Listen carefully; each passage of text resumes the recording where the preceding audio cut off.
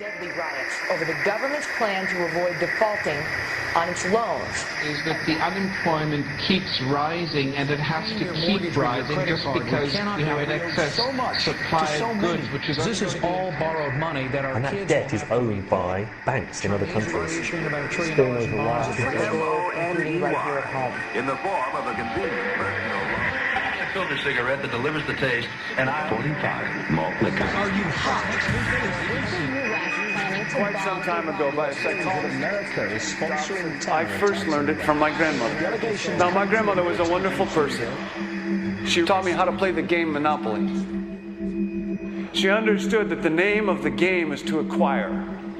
She would accumulate everything she could, and eventually she became the master of the board. And then she would always say the same thing to me. She'd look at me and she'd say, "One day, you'll learn to play the game."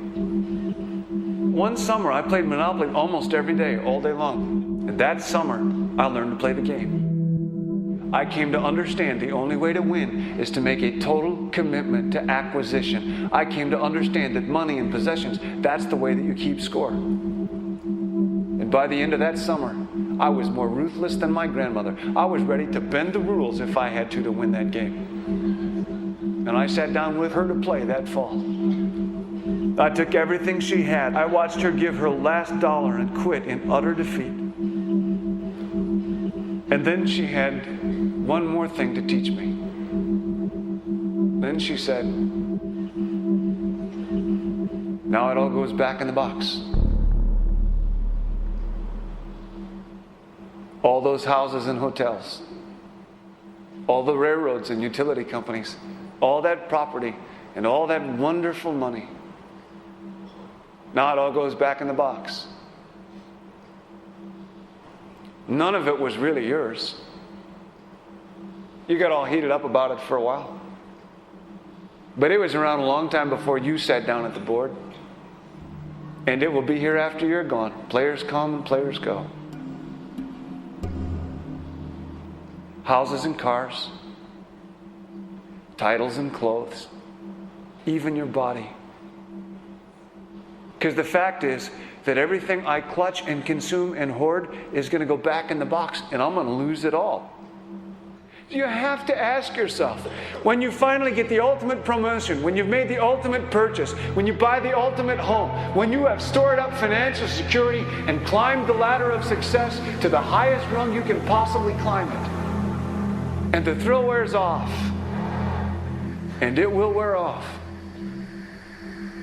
then what? How far do you have to walk down that road before you see where it leads? Surely you understand, it'll never be enough. So you have to ask yourself the question, what matters?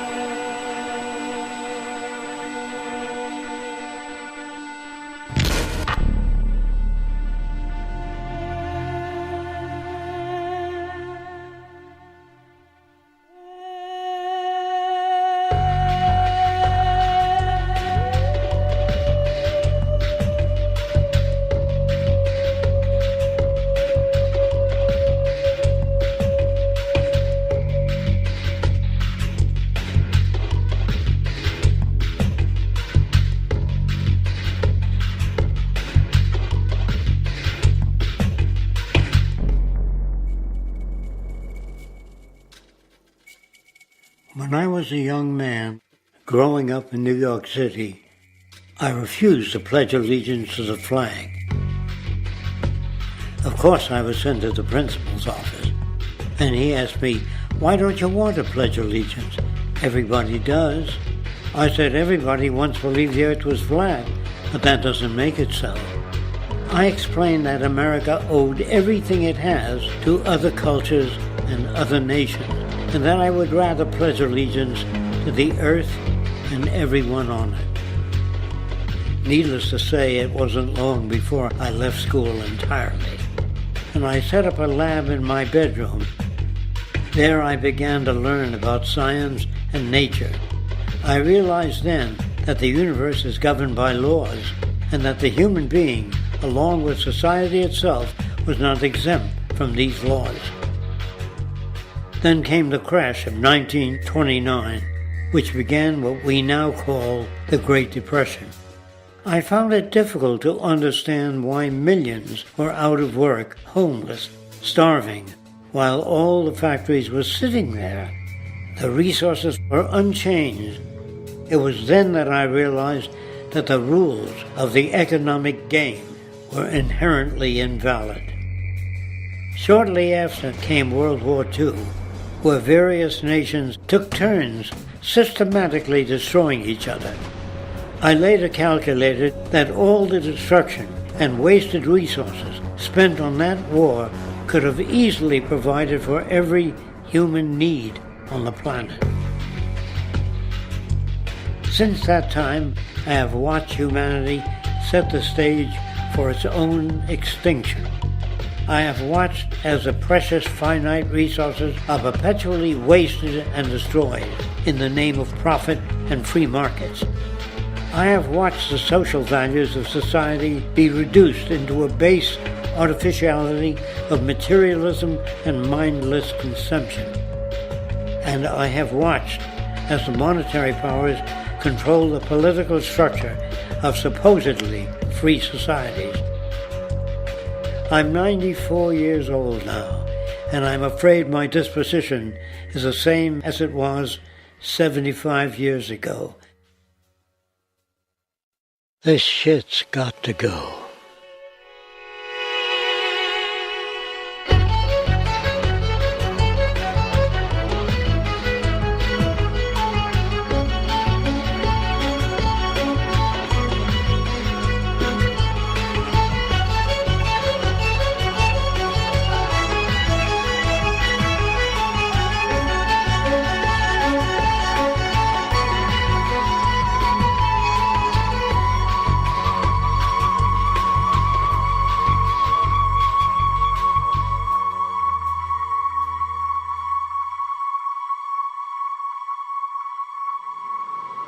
So you're a scientist, and somewhere along the way, hammered into your head is the inevitable nature versus nurture, and that's at least up there with Coke versus Pepsi or Greeks versus Trojans.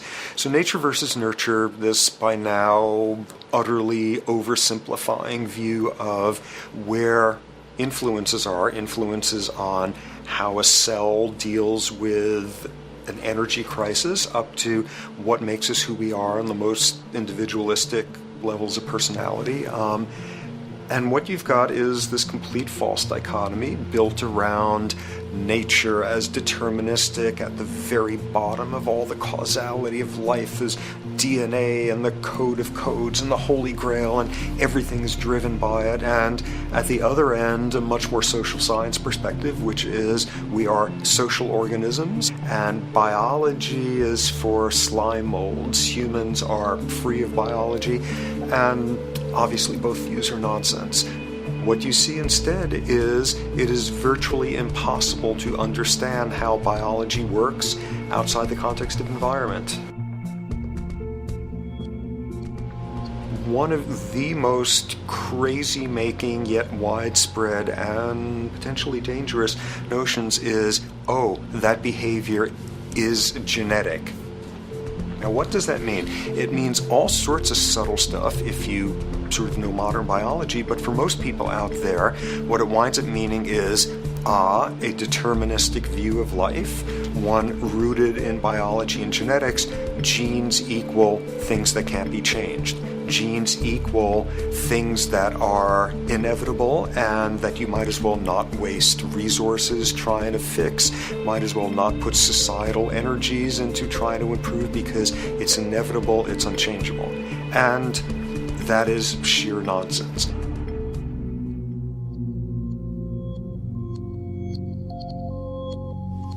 It is widely thought that conditions like ADHD are genetically programmed, conditions like schizophrenia are genetically programmed. The truth is the opposite. Nothing is genetically programmed. They're very rare diseases.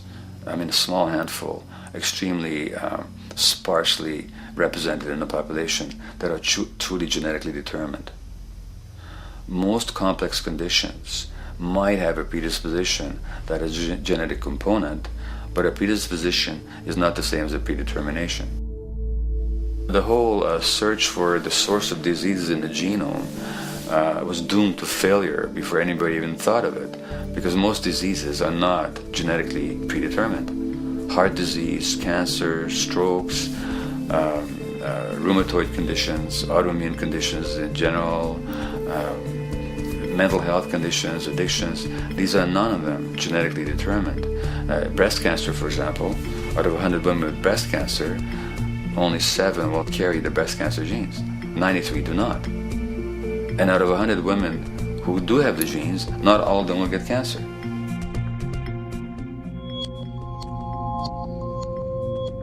Genes are not just things that make us behave in a particular way regardless of our environment. Genes give us different ways of responding to our environment. In fact, it looks as if some of the early childhood influences of a kind of child rearing affects gene expression, actually turning on and off different genes to put you on a different developmental track, which may suit the kind of world you've got to deal with. So, for example, a study done in Montreal with suicide victims looked at autopsies of the brains of these people. And it turned out that if a suicide victim, these are usually young adults, had been abused as children, the abuse actually caused a genetic change in the brain that was absent in the brains of people who had not been abused. That's an epigenetic effect. Epi means on top of, so that the epigenetic influence is what happens environmentally to either activate or deactivate certain genes. In New Zealand, there's a study that was done in a town called Dunedin, in which a few thousand individuals were studied from birth up to into their 20s. What they found was that they could identify a genetic mutation, an abnormal gene, which did have some relation to the predisposition to commit violence, but only if the individual had also been subjected to severe child abuse. In other words, a child with this abnormal gene would be no more likely to be violent than anybody else, and in fact they actually had a lower rate of violence than people with normal genes, as long as they weren't abused as children. Great additional example of the ways in which genes are not be-all, end-all. Fancy technique where you can take a specific gene out of a mouse. That mouse and its descendants will not have that gene. You have knocked out that gene. So there's this one gene that codes for a protein that has something to do with learning and memory. And this fabulous demonstration, knock out that gene and you have a mouse that doesn't learn as well. Ooh, a genetic basis for intelligence. What was much less appreciated in that landmark study that got picked up by the media left and right is take those genetically impaired mice and raise them in a much more enriched, stimulating environment than your normal mice in a lab cage, and they completely overcame that deficit. So when one says in a contemporary sense that, oh, this behavior is genetic, to the extent that that's even a valid sort of phrase to use, what you're saying is there is a genetic contribution to how this organism responds to environment. Genes may influence the readiness with which an organism will deal with a certain environmental challenge. That's not the version most people have in their minds. And not to be too soapboxing, but run with the old sort of version of it's genetic, and it's not that far from a history of eugenics and things of that sort. It's a widespread misconception, and it's a potentially fairly dangerous one. One reason that the sort of biological explanation for violence, one reason that hypothesis is potentially dangerous, it's not just misleading, it can really do harm, is because if you believe that, you could very easily say, well, there's nothing we can do to change the predisposition people have to becoming violent. All we can do if somebody becomes violent is punish them, lock them up or execute them. But we don't need to worry about changing the social environment or the social preconditions that may lead people to become violent, because that's irrelevant. The genetic argument allows us the luxury of ignoring past and present historical and social factors. And in the words of Louis Menand, who wrote in the New Yorker, very astutely, he said, "It's all in the genes, an explanation for the way things are that does not threaten the way things are. Why should someone feel unhappy or engage in antisocial behavior when that person is living in the freest and most prosperous nation on earth? It can't be the system.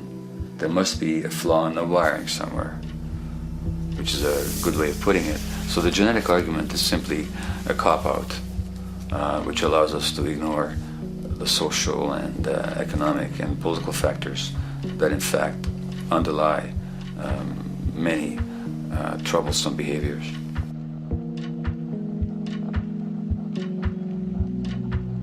Addictions are usually considered to be a drug-related issue, but looking at it more broadly, I define addiction as any behavior that is associated with craving, with temporary relief, and with long-term negative consequences, along with an impairment of control over it, so that the person wishes to give it up or promises to do so, but can't follow through. And when you understand that, then you can see that there are many more addictions than simply those related to drugs. So there's workaholism, there's addiction to shopping, to the internet, to video games. There's the addiction to power. People have power, but they want more and more and more. Nothing is ever enough for them. Acquisition, corporations that must own more and more.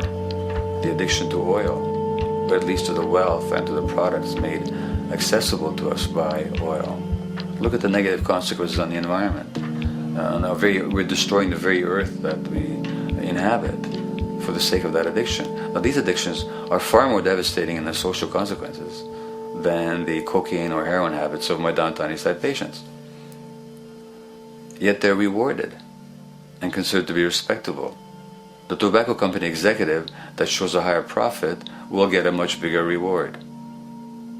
He doesn't face any negative consequences legally or otherwise. In fact, he's a respected member of the board of several other corporations.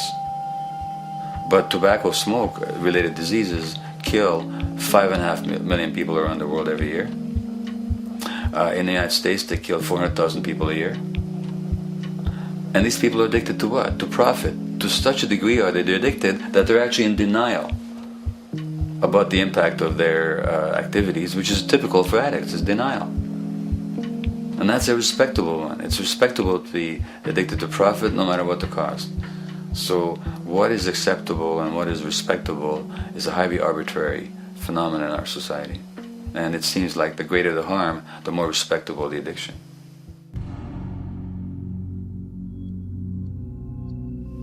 There's a general myth that drugs in themselves are addictive. In fact, the war on drugs is predicated on the idea that if you interdict the sources of drugs, you can deal with addiction that way. Now, if we understand addiction in a broader sense, we see that nothing in itself is addictive. No substance, no drug is by itself addictive, and no behavior is by itself addictive. Many people can go shopping without becoming shopaholics. Not everybody becomes a food addict.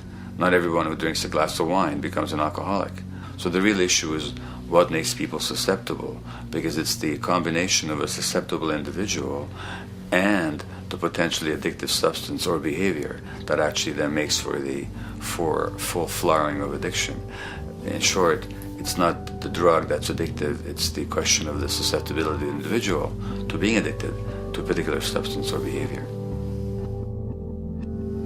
If we wish to understand what then makes some people susceptible, we actually have to look at their life experience. The old idea, although it's old, but it's still broadly held, that addictions are due to some genetic cause is simply scientifically untenable. What the case is actually is that certain life experiences make people susceptible. Life experiences that not only shape the person's personality and psychological needs, but also their very brains in certain ways. And that process begins in utero.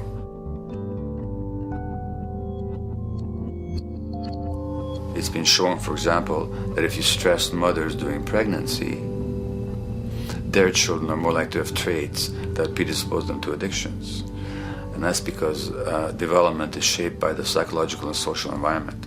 So the biology of human beings is very much affected by and programmed by their life experiences beginning in utero. Environment does not begin at birth. Environment begins as soon as you have an environment. As soon as you are a fetus, you are subject to whatever information is coming through mom's circulations, hormones, levels of nutrients. Great landmark example of this, something called the Dutch hunger winter. 1944, Nazis occupying Holland. For a bunch of reasons, they decide to take all the food and divert it to Germany. For 3 months, everybody there is starving. Tens of thousands of people starve to death. What the Dutch hunger winter effect is, if you were a second or third trimester fetus during the starvation, your body learned something very unique during that time.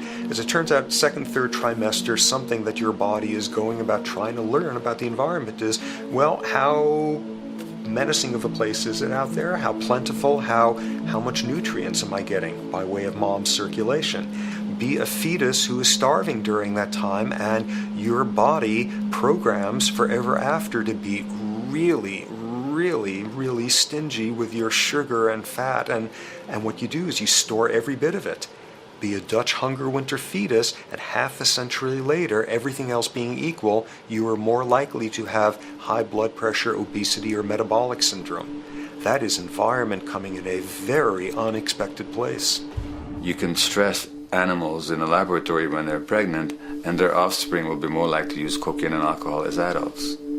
You can stress human mothers. For example, in a British study, women who are abused in pregnancy will have higher levels of the stress hormone cortisol in their placenta at birth, and their children are more likely to have conditions that predispose them to addictions by age 7 or 8. So in utero stress already prepares the ground for all kinds of mental health issues.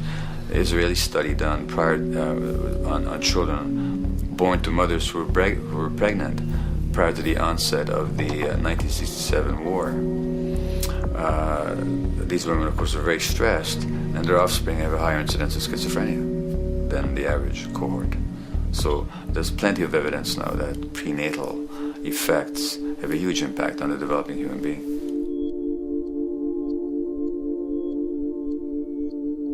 The point about human development, and specifically human brain development, is that it occurs mostly under the impact of the environment and mostly after birth. Now, if you compare us to a horse, which can run on the first day of life, we see that we are very undeveloped. We can't muster that much neurological coordination, balance, muscle strength, visual acuity until a year and a half, 2 years. And that's because the brain development that in the horse happens in the safety of the womb, in a human being has to happen after birth. And that has to do with simple evolutionary logic. As the head gets larger, which is what makes us into human beings, the burgeoning of the forebrain is what creates the human species, actually. At the same time, we walk on 2 legs, so our pelvis narrows to accommodate that. So now we have a narrower pelvis, a larger head. Bingo, we have to be born prematurely. And that means that the brain development that in other animals occurs in utero, in us, occurs after birth. And much of that under the impact of the environment. And the concept of neural Darwinism simply means that the circuits that get the appropriate input from the environment will develop optimally, and the ones that don't will either not develop optimally or perhaps not at all. If you take a child with perfectly good eyes at birth and you put him in a dark room for 5 years, he'll be blind thereafter for the rest of his life, because the circuits of vision require light waves for their development. And without that, even the rudimentary circuits present and active at birth will atrophy and die, and new ones will not develop. There's a significant way in which early experiences shape adult behavior,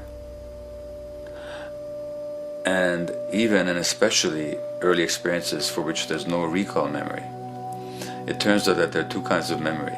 There is explicit memory, which is recall. This is when you can call back facts, details, episodes, circumstances. But the structure in the brain, which is called the hippocampus, which encodes recall memory, it doesn't even begin to develop fully until a year and a half, and it's not fully developed till much later, which is why hardly anybody has any recall memory prior to 18 months. But there's another kind of memory, which is called implicit memory, which is in fact an emotional memory, where the emotional impact and the interpretation that the child makes of those emotional experiences is ingrained in the brain in the form of nerve circuits ready to fire without specific recall. So to give you a clear example, people who are adopted have a lifelong sense of rejection very often. They can't recall the adoption, they can't recall the separation from birth mother, because there's nothing there to recall with. But the emotional memory of separation and rejection is deeply embedded in their brains. Hence, they're much more likely to experience a sense of rejection and a great emotional upset when they perceive themselves as being rejected than other people. That's not unique to people who are adopted, but it's particularly strong in them because of this function of implicit memory. People who are addicted, given that they, according to all the research literature, certainly in my experience, the hardcore addicts virtually were all significantly abused as children or suffered severe emotional loss. Their emotional or implicit memories are those of a world that's not safe and not helpful, caregivers who are not to be trusted, and relationships that are not safe enough to open up to vulnerably. And hence their responses tend to be to keep themselves separate from really intimate relationships, not to trust caregivers, doctors, and other people who are trying to help them, and generally see the world as an unsafe place. And that's strictly a function of implicit memory, which sometimes has to do with incidents they don't even recall.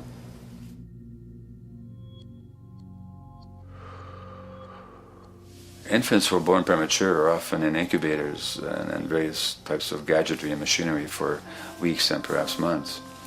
It's now known that if these children are touched and stroked on the back for just 10 minutes a day, that promotes their brain development.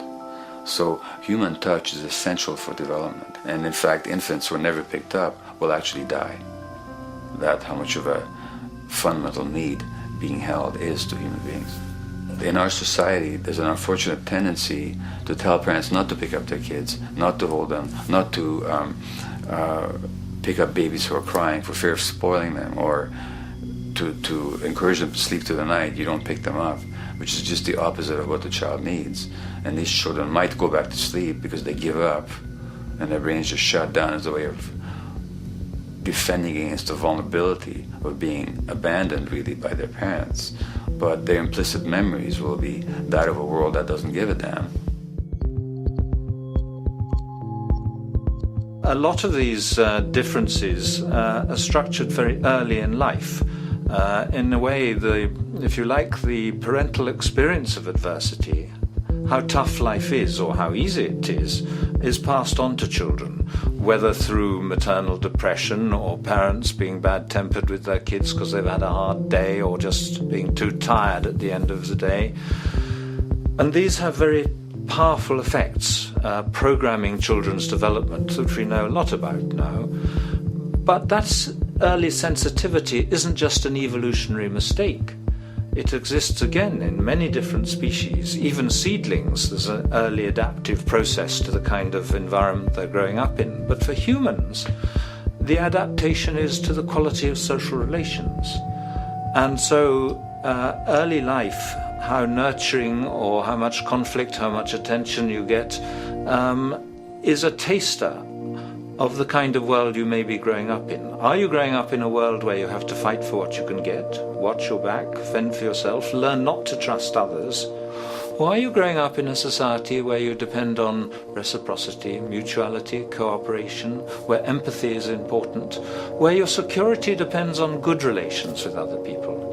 And that needs a very different emotional and cognitive development. And that's what the early sensitivity is about. And parenting is almost, quite unconsciously, a system for passing on that experience to children of the kind of world they're in. The great British child psychiatrist D.W. Winnicott said that fundamentally two things can go wrong in childhood. One is when things happen that shouldn't happen, and then things that should happen but don't. And the first category is the traumatic and abusive and abandonment experiences of my downtown East Side patients and of many addicts. That's what shouldn't happen but did. But then there is the non-stressed, attuned, non-distracted attention of the parent that every child needs, that very often children don't get. They're not abused, they're not neglected, and they're not traumatized. But what should happen, the presence of the emotionally available, nurturing parent, just is not available to them because of the stresses in our society and the parenting environment. And the psychologist Alan Shore calls that proximal abandonment, when the parent is physically present, but emotionally absent. I have spent, roughly the last 40 years of my life working with the most violent people our society produces, murderers, rapists, and so on, in an attempt to understand what causes this violence.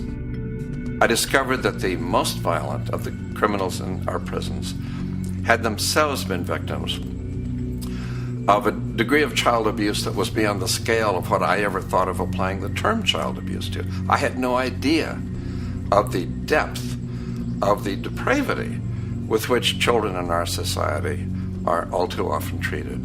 The most violent people I saw were themselves the survivors of their own attempted murder, often at the hands of their parents or other people in their social environment, or were the survivors of family members who'd been killed, their closest family members, by other people. The Buddha argued that everything depends on everything else. He says the one contains the many and the many contains the one. That you can't understand anything in isolation from its environment. The leaf contains the sun, the sky, and the earth, obviously. This has not been shown to be true, of course, all around, and specifically when it comes to human development. The modern scientific term for it is the biopsychosocial nature of human development, which says that the biology of human beings depends very much on their interaction with the social and psychological environment. And specifically, the psychiatrist and researcher Daniel Siegel at the University of California, Los Angeles, UCLA, has coined the phrase interpersonal neurobiology, which means to say that the way that our nervous system functions depends very much on our personal relationships. In the first place with the parenting caregivers, and in the second place with other important attachment figures in our lives, and in the third place with our entire culture. So that you can't separate the neurological functioning of a human being from the environment in which he or she grew up in and continues to exist in. And this is true throughout the life cycle. It's particularly true when you're dependent and helpless and your brain is developing, but it's true even in adults and even at the end of life. Human beings have lived in almost every kind of society, from the most egalitarian, hunting and gathering societies seem to have been very egalitarian, for instance, based on food sharing, gift exchange. Small bands of people living predominantly off of foraging, but a little bit of hunting. Predominantly among people you have at the least known your entire life, if not surrounded by third cousins or closer, in a world in which there is a great deal of fluidity between different groups, in a world in which there is not a whole lot in terms of material culture. This is how humans have spent most of their hominid history.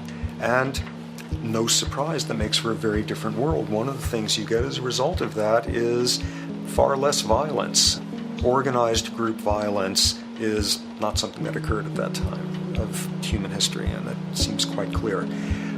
So where did we go wrong? Violence is not universal. It's not symmetrically distributed throughout the human race. There is a huge variation in the amount of violence in different societies. There are some societies that have virtually no violence. There are others that destroy themselves. Some of the Anabaptist religious groups that are complete, strict pacifists, like the Amish, the Mennonites, the Hutterites. Among some of these groups, the Hutterites, there are no recorded cases of homicide. During our major wars, like World War II, where people were being drafted, they would refuse to serve in the military. They would go to prison rather than serve in the military. In the kibbutzim in Israel, the level of violence is so low that the criminal courts there will often send violent offenders, people who've committed crimes, to live on the kibbutzim in order to learn how to live a nonviolent life, because that's the way people live there. So we are amply shaped by society. Our societies, in the broader sense, including our theological, our metaphysical, our linguistic influences, etc., our societies help shape us as to whether or not we think life is basically about sin or about beauty, whether the afterlife will carry a price for how we live our lives or if it's irrelevant. In a broad sort of way, different large societies could be termed as individualistic or collectivist, and you get very different people and different mindsets, and I suspect different brains coming along with that.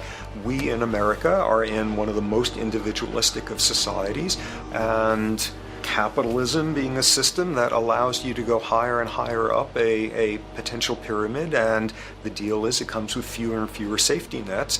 By definition, the more stratified a society is, the fewer people you have as peers, the fewer people with whom you have symmetrical, reciprocal relationships, and instead all you have are differing spots and endless hierarchies. And a world in which you have few reciprocal partners is a world with a lot less altruism.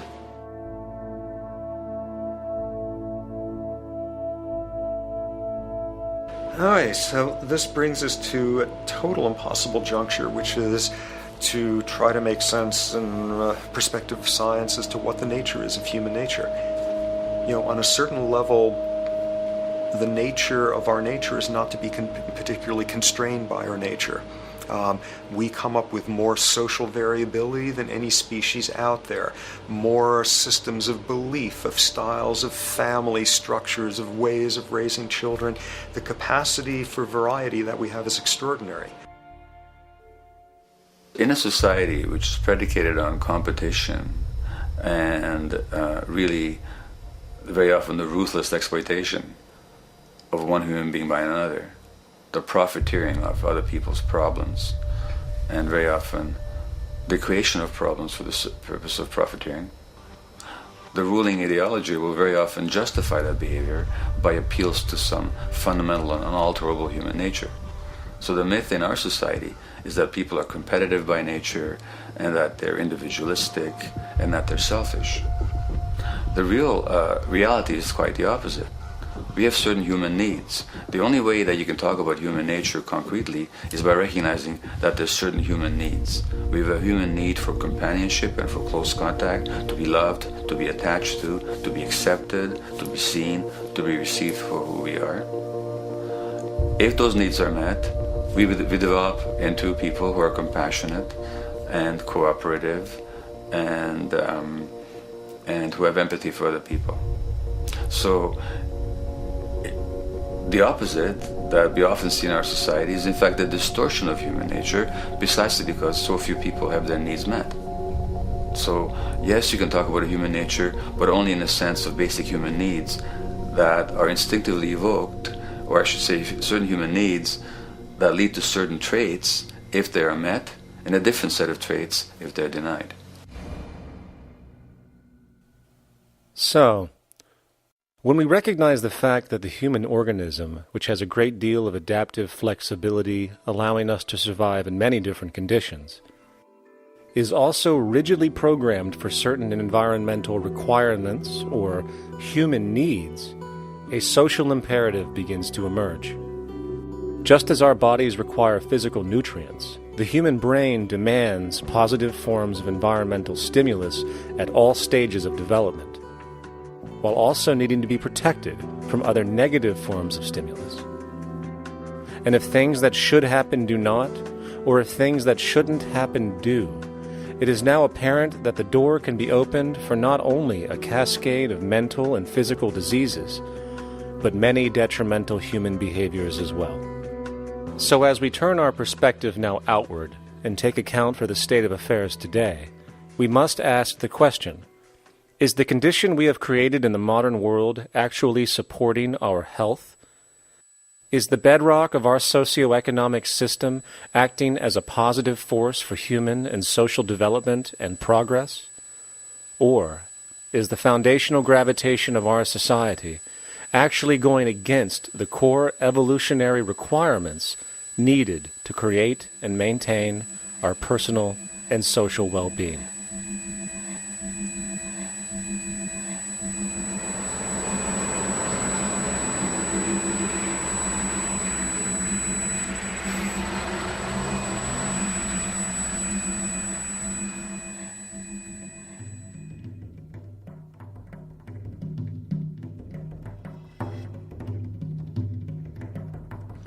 So one might ask, where did this all begin? What we have today, really a world in a state of cumulative collapse. You get it started with John Locke. And John Locke introduces property, and he has three provisos for just private right and property. And the three provisos are that there must be enough left over for others, and that you must not let it spoil, and that you, most of all, must mix your labor with it. It seems justified. You mix your labor with the world, then you're entitled to the product, and as long as there's enough left over for others, and as long as it doesn't spoil, you don't allow anything to go to waste, that's okay. Well, he spends a long time of his famous treatise of government, and it's since been the canonical text for economic and political and legal understanding. Is still a classic text of study. Well, what he did is, after he gives the provisos, and you're almost thinking at the time whether you're for private property or not, he's given a very good and plausible and powerful defense of private property here. Well, he drops them. He drops them like that, right in one sentence. He says, well, once the introduction of money came in by men's tacit consent, then it became, and he doesn't say all the provisos are cancelled, erased, but that's what happens. So now we have not product and your property earned by your own labor. Oh no, money buys labor now. There's no longer a consideration of whether there's enough left over for others. There's no longer a consideration of whether it spoils, because he says, well, money's like silver and gold can't spoil, therefore monies can't be responsible for waste, which is ridiculous. We're not talking about money and silver, we're talking about what its effects are. It's one non sequitur after another. Just the most startling logical legerdemain that he gets away with here. But it fits the interests of capital owners. Then Adam Smith comes along, and what he adds is the religion to this. Locke started with God made it all this way. This is God's right. And now we get also with Smith coming along, he says it's not only God's, he's not saying this, but this is what's happening philosophically in principle. He's saying it's not only a question of private property, that's all now presupposed, is given. And that there's money investors that buy labor, given. That there's no limit to how much they can buy of other men's labor, how much they can accumulate, how much inequality, that's all given now. And so he comes along, and what his big idea is, and again, it's just introduced in parentheses, en passant. You know, when people put out the goods for sale and others, the supply, and other people buy them with the demand and so forth, how do we have supply equaling demand or demand equaling supply? How can they come into equilibrium? And that is one of the central notions of economics, is how do they come into equilibrium? And he says it's the invisible hand of the market. that brings them into equilibrium. So now we have God is actually immanent. He just didn't give the rights to property and how, all its wherewithal and its natural rights of doing all that Locke said. Now we have the system itself as God. In fact, Smith says, when he talks, and you'll never find this quoted, you have to read the whole of the Inquiry into the Wealth of Nations. He says, the scantiness of subsistence sets limits to the reproduction of the poor, and that nature can deal with this in no other way than elimination of their children. So he anticipated evolutionary theory in the worst sense. This is well before Darwin. And so he called them the race of laborers. So you can see there was inherent racism built in here. There was an inherent acceptance, life blindness to kill innumerable children. And he thought, well, that's the invisible hand making supply meet demand and demand meet supply. So see how wise God is. So you can see a lot of the really virulent, life-destructive, eco-genocidal things that are going on now have, in a way, a thought gene back in Smith too. When we reflect on the original concept of the so-called free market capitalist system, as initiated by early economic philosophers such as Adam Smith, we see that the original intent of a market was based around real, tangible, life-supporting goods for trade. Adam Smith never fathomed that the most profitable economic sector on the planet would eventually be in the arena of financial trading or so-called investment, where money itself is simply gained by the movement of other money in an arbitrary game which holds zero productive merit to society. Yet, regardless of Smith's intent, the door for such seemingly anomalous advents was left wide open by one fundamental tenet of this theory. Money is treated as a commodity in and of itself. Today, in every economy of the world, regardless of the social system they claim, money is pursued for the sake of money and nothing else. The underlying idea, which was mysteriously qualified by Adam Smith with his religious declaration of the invisible hand, is that the narrow, self-interested pursuit of this fictional commodity will somehow magically manifest human and social well-being and progress. The reality is that the monetary incentive interest, or what some have termed the money sequence of value, has now completely decoupled from the foundational life interest, which could be termed the life sequence of value. What has happened is that there's a complete confusion in economic doctrine between those two sequences. They think that the money sequence of value delivers the life sequence of value, and that's why they say if more goods are sold, if GDPs rise and so forth, therefore there'll be more well-being, enhanced well-being. We take the GDP to be basically our indicator of social health.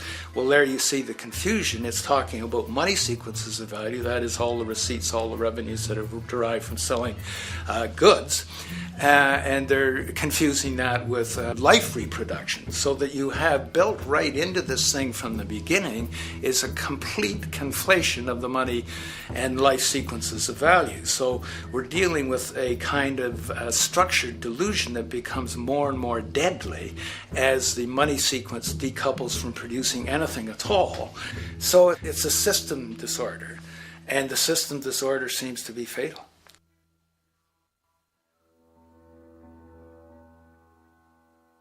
In society today, you seldom hear anyone speak of the progress of their country or society in terms of their physical well-being, state of happiness, trust, or social stability.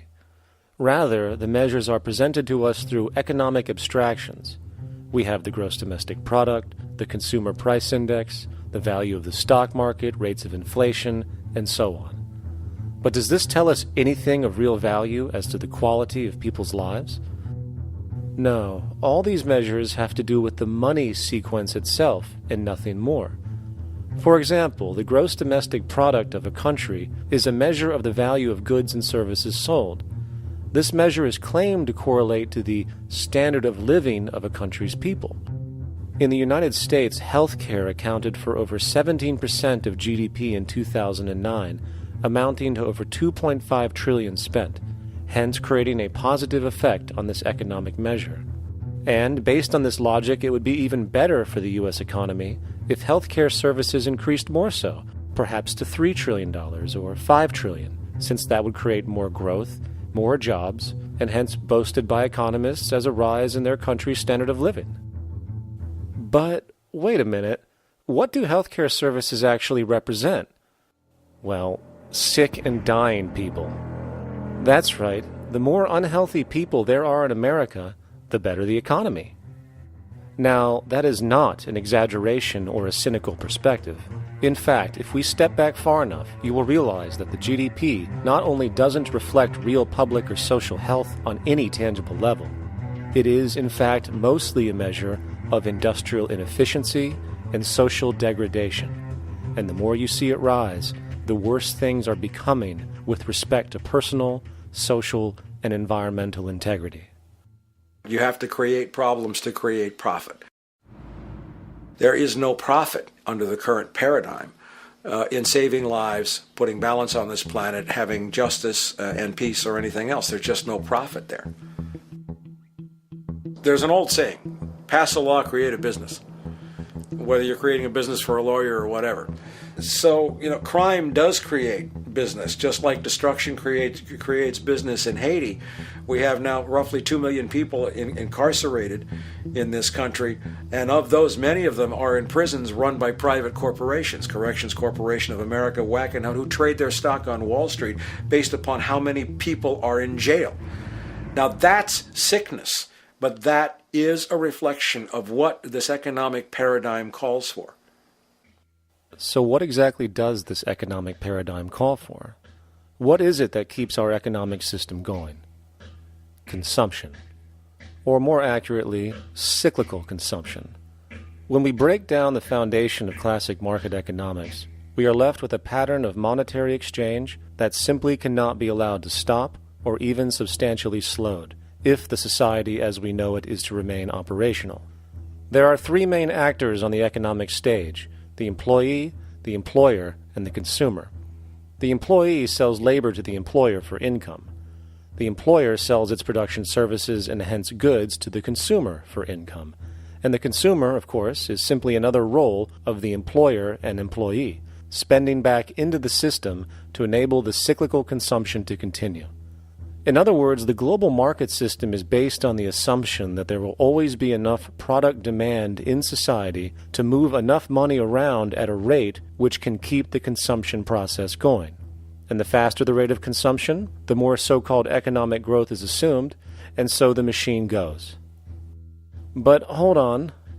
I thought an economy was meant to, economize? Doesn't the very term have to do with preservation and efficiency and a reduction of waste? So how does our system, which demands consumption and the more the better, efficiently preserve or economize at all? Well, it doesn't. The intent of the market system is, in fact, the exact opposite of what a real economy is supposed to do, which is efficiently and conservatively orient the materials for production and distribution of life-supporting goods. We live on a finite planet with finite resources, where, for example, the oil we utilize took millions of years to develop, where the minerals we use took billions of years to develop. So, having a system that deliberately promotes the acceleration of consumption for the sake of so-called economic growth is pure ecocidal insanity. Absence of waste, that's what efficiency is. Absence of waste. This system is more wasteful than all the other existing systems in the history of the planet.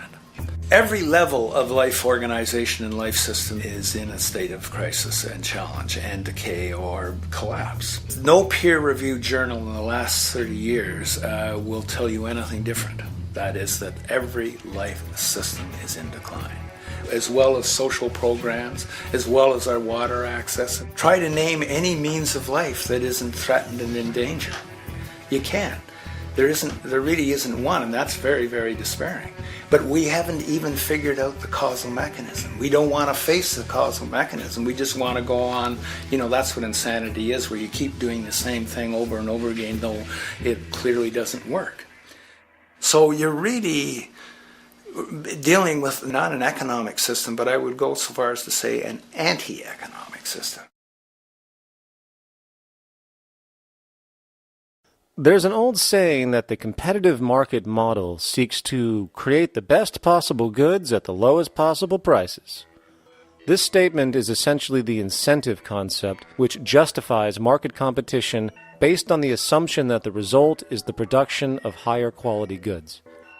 If I was going to build myself a table from scratch, I would naturally build it out of the best, most durable materials possible, right? With the intent for it to last as long as possible. Why would I want to make something poor, knowing I would have to eventually do it again and expend more materials and more energy? Well, as rational as that may seem in the physical world, when it comes to the market world, it is not only explicitly irrational, it is not even an option. It is technically impossible to produce the best of anything if a company is to maintain a competitive edge and hence remain affordable to the consumer. Literally everything created and set for sale in the global economy is immediately inferior the moment it is produced, for it is a mathematical impossibility to make the most scientifically advanced, efficient, and strategically sustainable products. This is due to the fact that the market system requires that cost efficiency, or the need to reduce expenses, exist at every stage of production, from the cost of labor to the cost of materials and packaging, and so on. This competitive strategy, of course, is to make sure the public buys their goods rather than from a competing producer, which is doing the exact same thing to also make their goods both competitive and affordable. This immutably wasteful consequence of the system could be termed intrinsic obsolescence. However, this is only one part of a larger problem. A fundamental governing principle of market economics, one that you will not find in any textbook, by the way, is the following. Nothing produced can be allowed to maintain a lifespan longer than what can be endured in order to continue cyclical consumption. In other words, it is critical that stuff break down, fail, and expire within a certain amount of time. This is termed planned obsolescence. Planned obsolescence is the backbone of the underlying market strategy of every goods-producing corporation in existence. While very few, of course, would admit to such a strategy outright, what they do is mask it within the intrinsic obsolescence phenomenon just discussed, while often ignoring or even suppressing new advents in technology which might create a more sustainable, durable good. So, if it wasn't wasteful enough that the system inherently cannot allow the most durable and efficient goods to be produced, planned obsolescence deliberately recognizes that the longer any good is in operation, the worse it is for sustaining cyclical consumption and hence the market system itself. In other words, product sustainability is actually inverse to economic growth, and hence there is a direct, reinforced incentive to make sure lifespans are short of any given good produced. And in fact, the system cannot operate any other way. One glance at the sea of landfills now spreading across the world show the obsolescence reality. There are now billions of cheaply made cell phones, computers, and other technology, each full of precious, difficult-to-mine materials such as gold, coltan, copper, now rotting in vast piles, usually due to the mere malfunction or obsolescence of small parts, which, in a conservative society, could likely be fixed or updated, and the life of the good extended. Unfortunately, as efficient as that may seem in our physical reality, living on a finite planet with finite resources, it is explicitly inefficient with respect to the market. To put it into a phrase, efficiency, sustainability, and preservation are the enemies of our economic system. Likewise, just as physical goods need to be constantly produced and reproduced, regardless of their environmental impact, the service industry operates with an equal rationale. The fact is, there is no monetary benefit to resolving any problems which are currently being serviced. At the end of the day, the last thing the medical establishment really wants is the curing of diseases such as cancer, which would eliminate countless jobs and trillions in revenue. And since we're on the subject, crime and terrorism in this system are good. Well, at least economically, for it is employing police, generating high-value commodities for security, not to mention the value of prisons that are privately owned for profit. And how about war?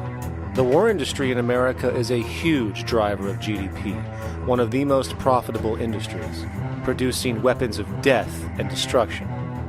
The favorite game of this industry is to blow things up and then go and rebuild them for profit. We saw this with the windfall billion-dollar contracts made from the Iraq War. The bottom line is that socially negative attributes of society have become positively rewarded ventures for industry, and any interest in problem resolution or environmental sustainability and conservation is intrinsically counter to economic sustainability.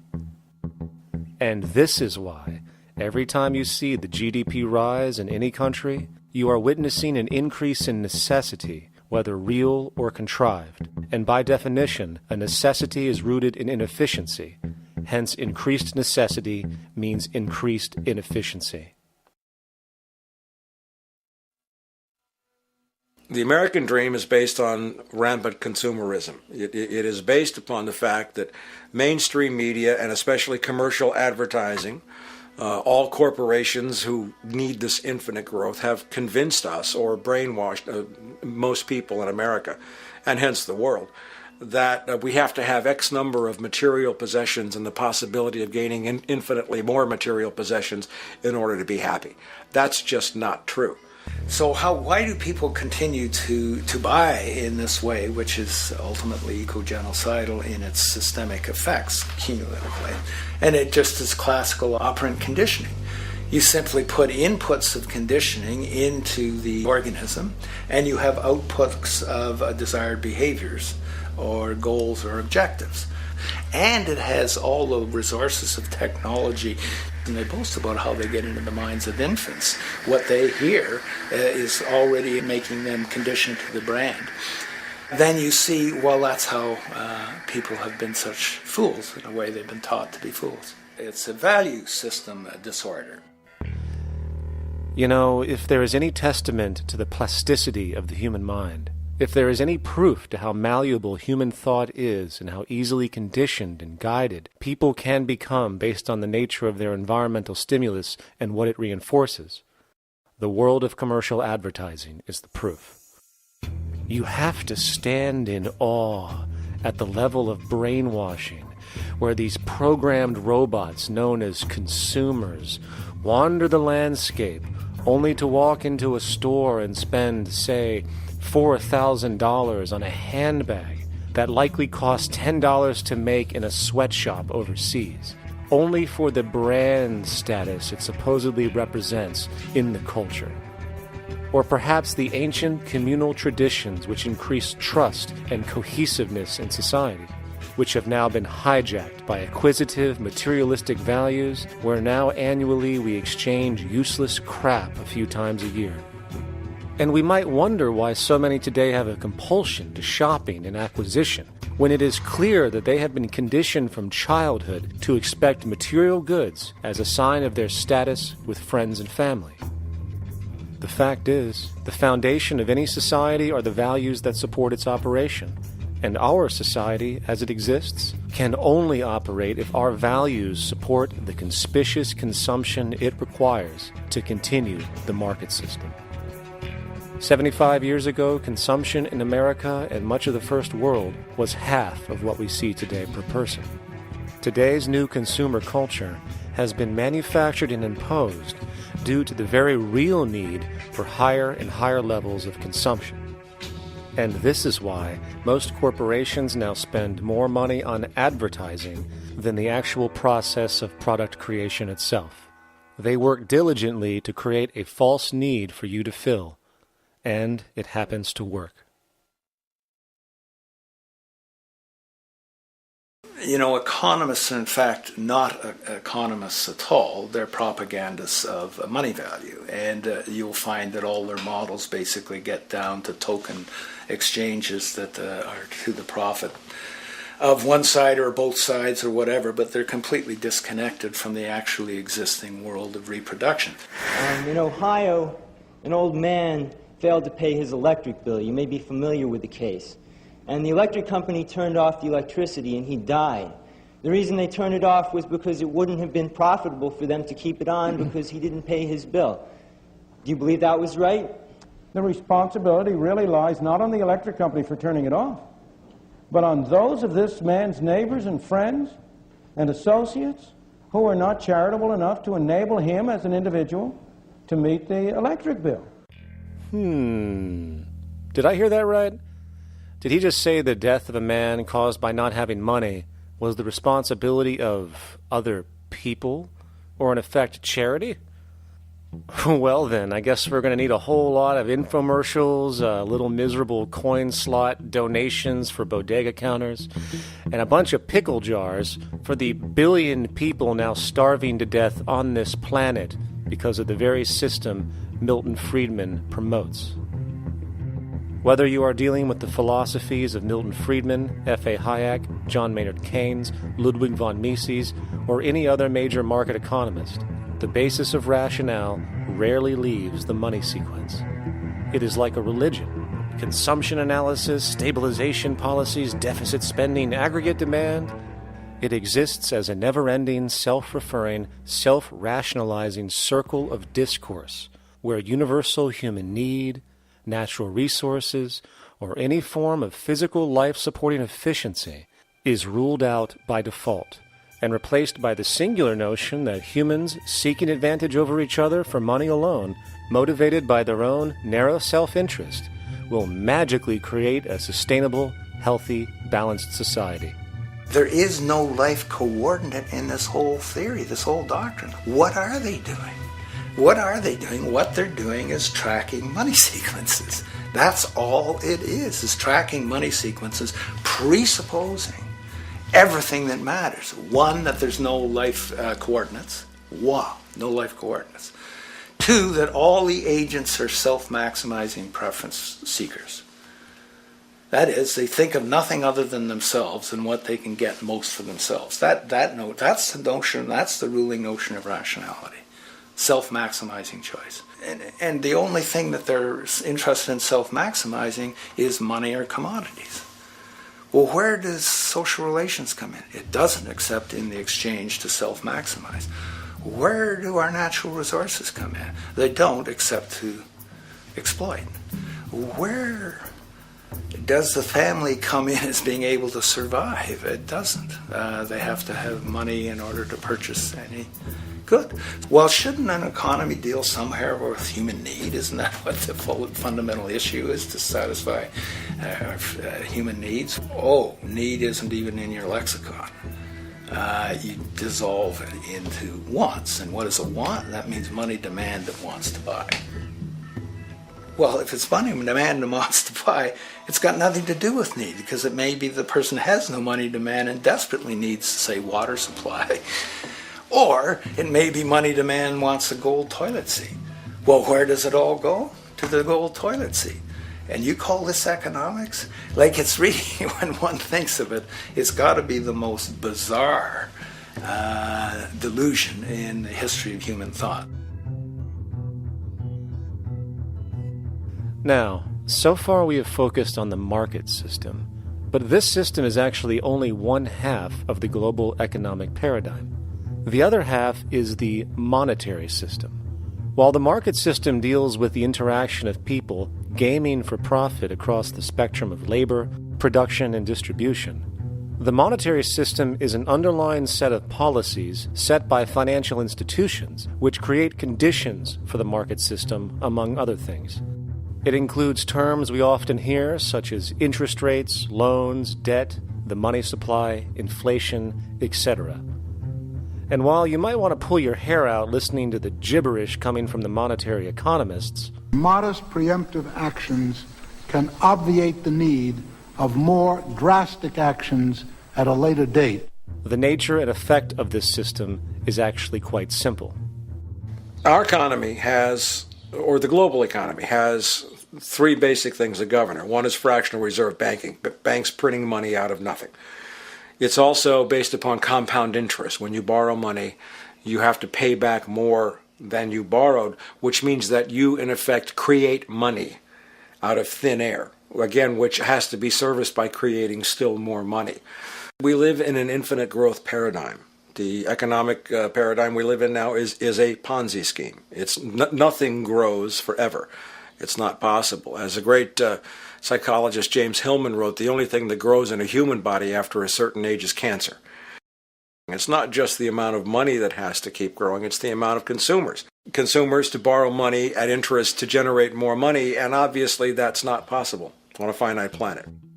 People are basically vehicles to just create money, which must create more money to keep the whole thing from falling apart, which is what's happening right now.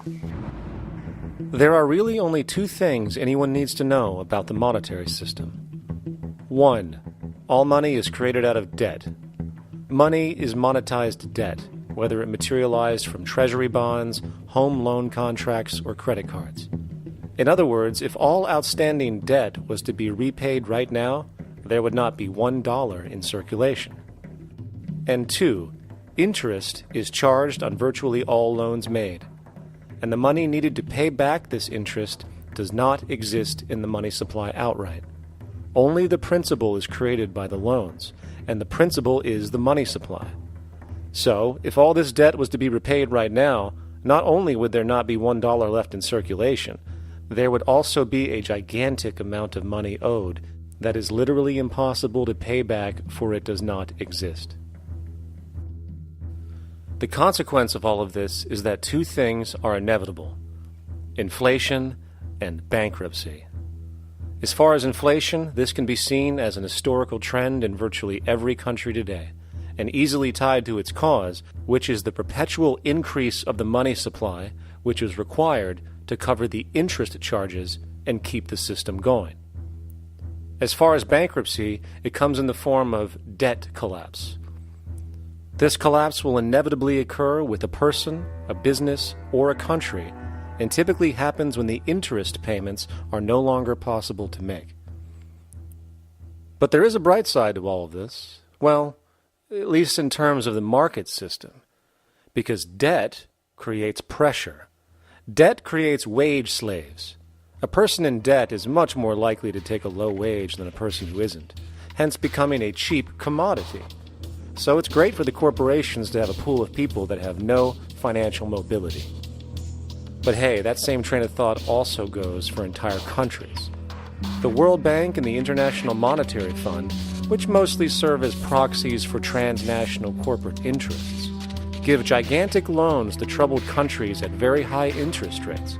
And then, once the countries are deeply in the hole and can't pay, austerity measures are applied, the corporations swoop in, set up sweatshops, and take their natural resources.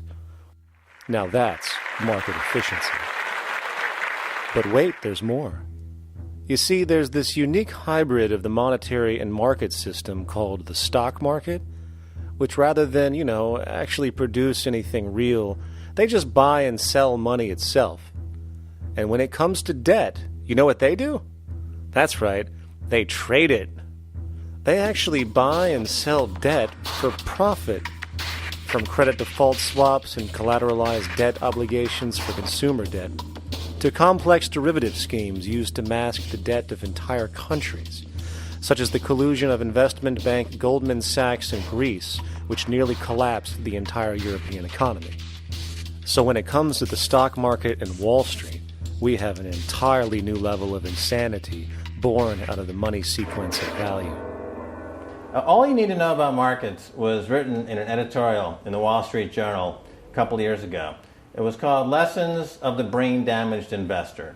And in this editorial, they explain why people with slight brain damage do better as investors than people with normal brain functionality. Why? Because the slightly brain-damaged person has no empathy.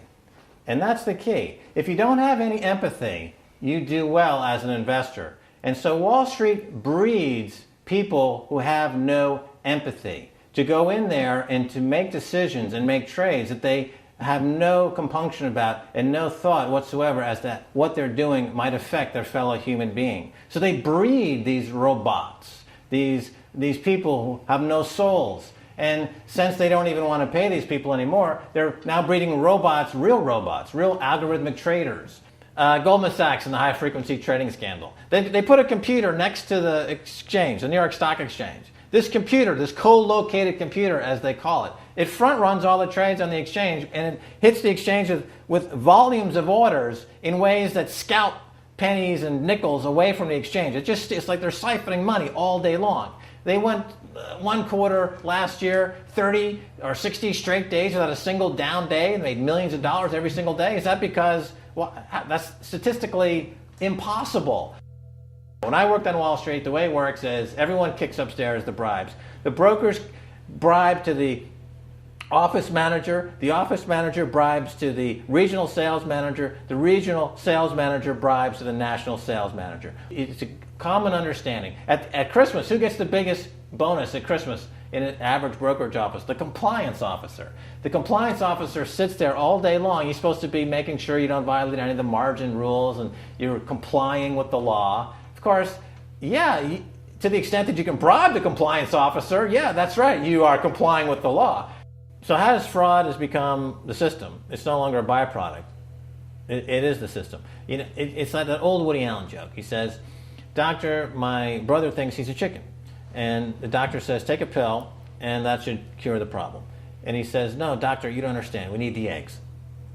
Okay? So the trading of fraudulent claims back and forth between banks to generate fees, to generate bonuses, has become the GDP producing growth engine of the United States economy. Even though they're essentially trading fraudulent claims that there's absolutely no hope of ever paying back. They're processing and generating and resecuritizing nothing. If I write $20 billion on a cocktail napkin and I sell it to JP Morgan while JP Morgan writes $20 billion on a cocktail napkin, and we swap those two cocktail napkins at a bar, and we each pay ourselves 1/4% in a fee, we make a lot of money for our Christmas bonus. We each have on our books a $20 billion cocktail napkin, which has no real value until such time as the system is no longer able to absorb bogus cocktail napkins, in which case we go to the government to get bailed out. And because of Wall Street and the global stock market, there are now conservatively about $700 trillion of outstanding fraudulent claims known as derivatives, still waiting to collapse, a value amounting to over 10 times the gross domestic product of the entire planet. And while we have seen the bailouts of corporations and banks by governments, which of course comedically borrow their money from banks to begin with, we are now seeing attempts to bail out whole countries by conglomerates of other countries through the international banks. But how do you bail out a planet? There is no country out there that isn't now saturated in debt. The cascade of sovereign debt defaults we have seen can only be the beginning when the math is taken into account. It has been estimated in the United States alone that income tax would need to be raised to 65% per person just to cover the interest in the near future. Economists are now foreshadowing that within a few decades, 60% of the countries on the planet will be bankrupt. But, hold on, let me get this straight. The world is going bankrupt, whatever the hell that means, because of this idea called debt, which doesn't even exist in the physical reality. It's only part of a game that we've invented. And yet, the well-being of billions of people is now being compromised. Extreme layoffs, tent cities, accelerating poverty, austerity measures imposed, schools shutting down, child hunger, and other levels of familial deprivation, all because of this elaborate fiction.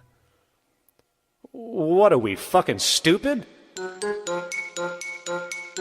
Hey, Mars, my man. Help a brother out, huh? Grow up, kid.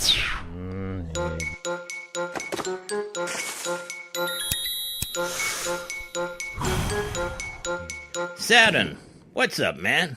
You remember that smoking nebula I hooked you up with a while back? Listen, Earth, we're getting really tired of you. You've been given everything, and yet you waste it all. You got plenty of resources, and you know it. Why don't you grow up and learn some responsibility, for Christ's sake? You're making your mother miserable.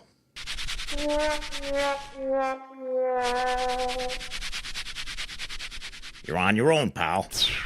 Yeah, whatever.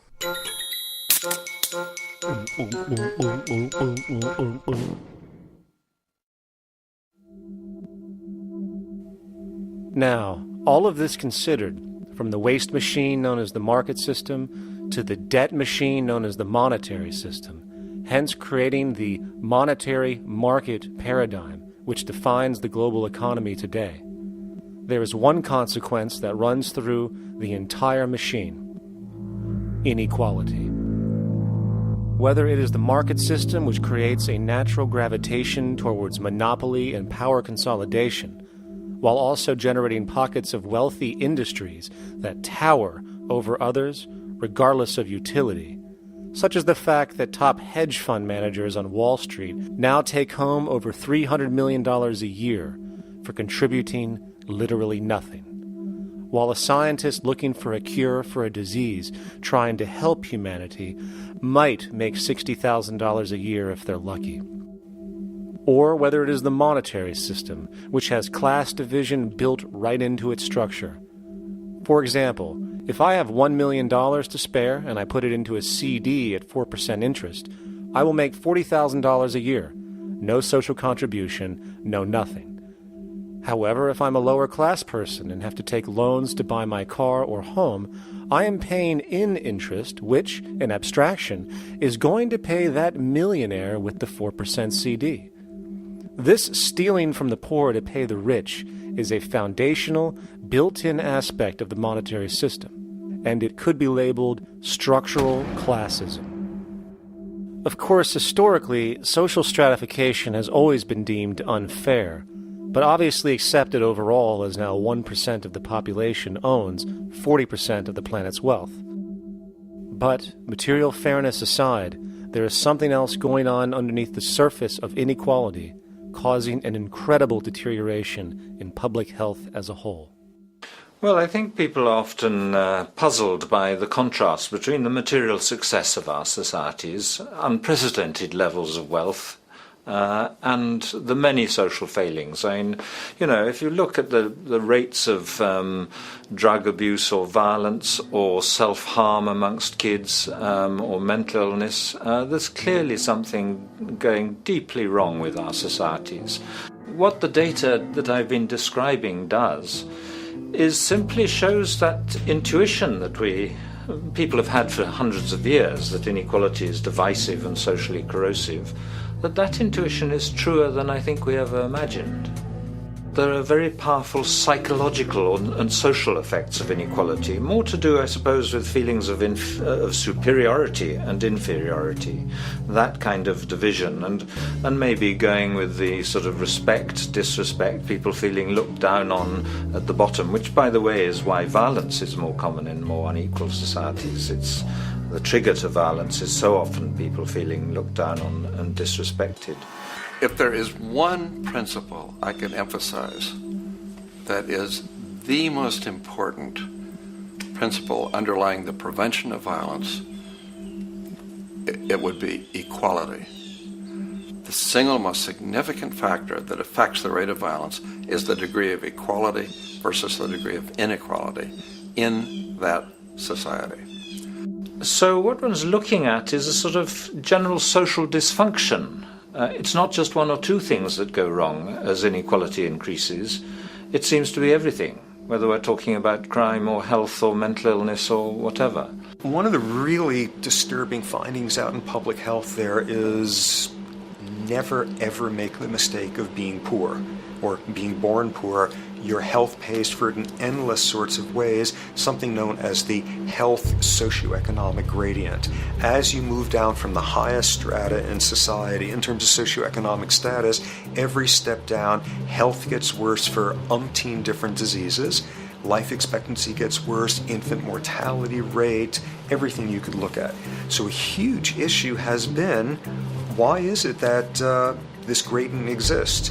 Totally simple, obvious answer, which is if you are chronically sick, you're not going to be very productive, so health causes drive socioeconomic differences.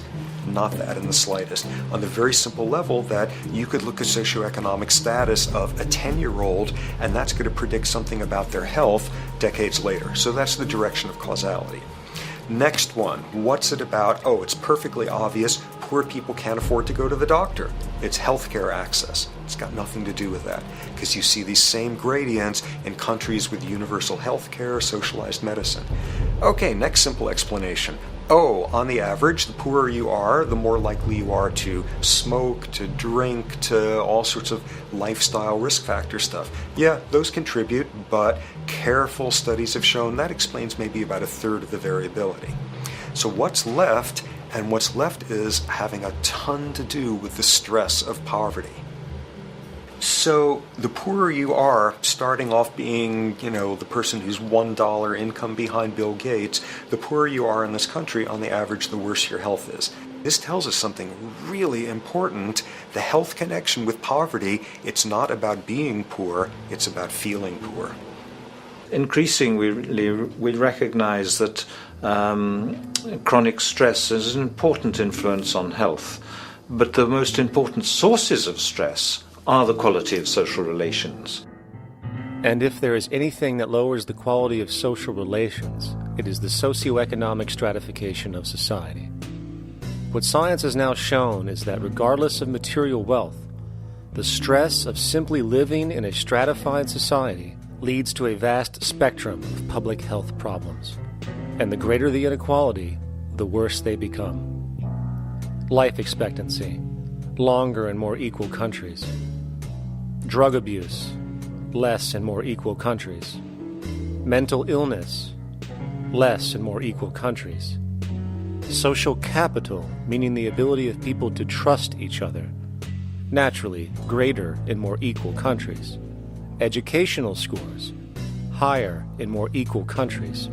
Homicide rates, less in more equal countries. Crime and rates of imprisonment, less in more equal countries. It goes on and on. Infant mortality, obesity, teen birth rate, less in more equal countries. And perhaps most interesting, innovation, greater in more equal countries, which challenges the age-old notion that a competitive, stratified society is somehow more creative and inventive.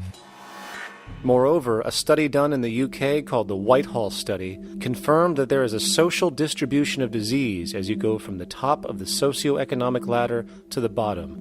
For example, it was found that the lowest rungs of the hierarchy had a 4-fold increase of heart disease-based mortality compared to the highest rungs. And this pattern exists irrespective of access to health care. Hence, the worse a person's relative financial status, the worse their health is going to be on average.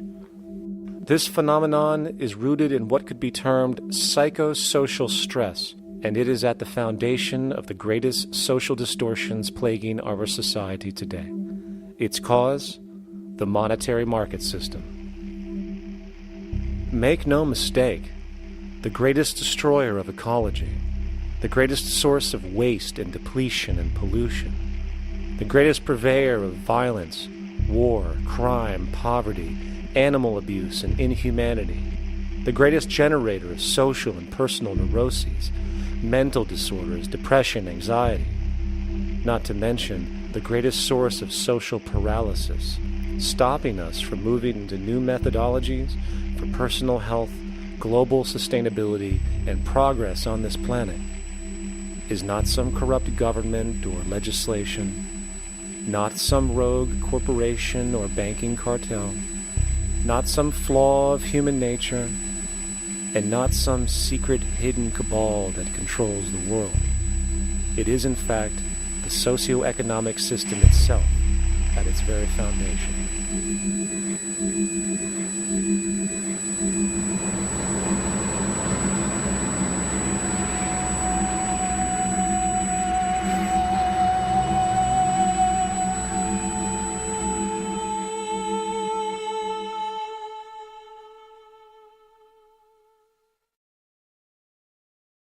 Let's imagine for a moment we had the option to redesign human civilization from the ground up.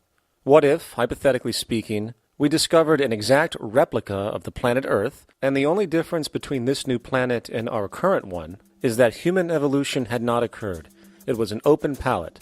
No countries, no cities, no pollution, no Republicans, just a pristine, open environment. So, what would we do?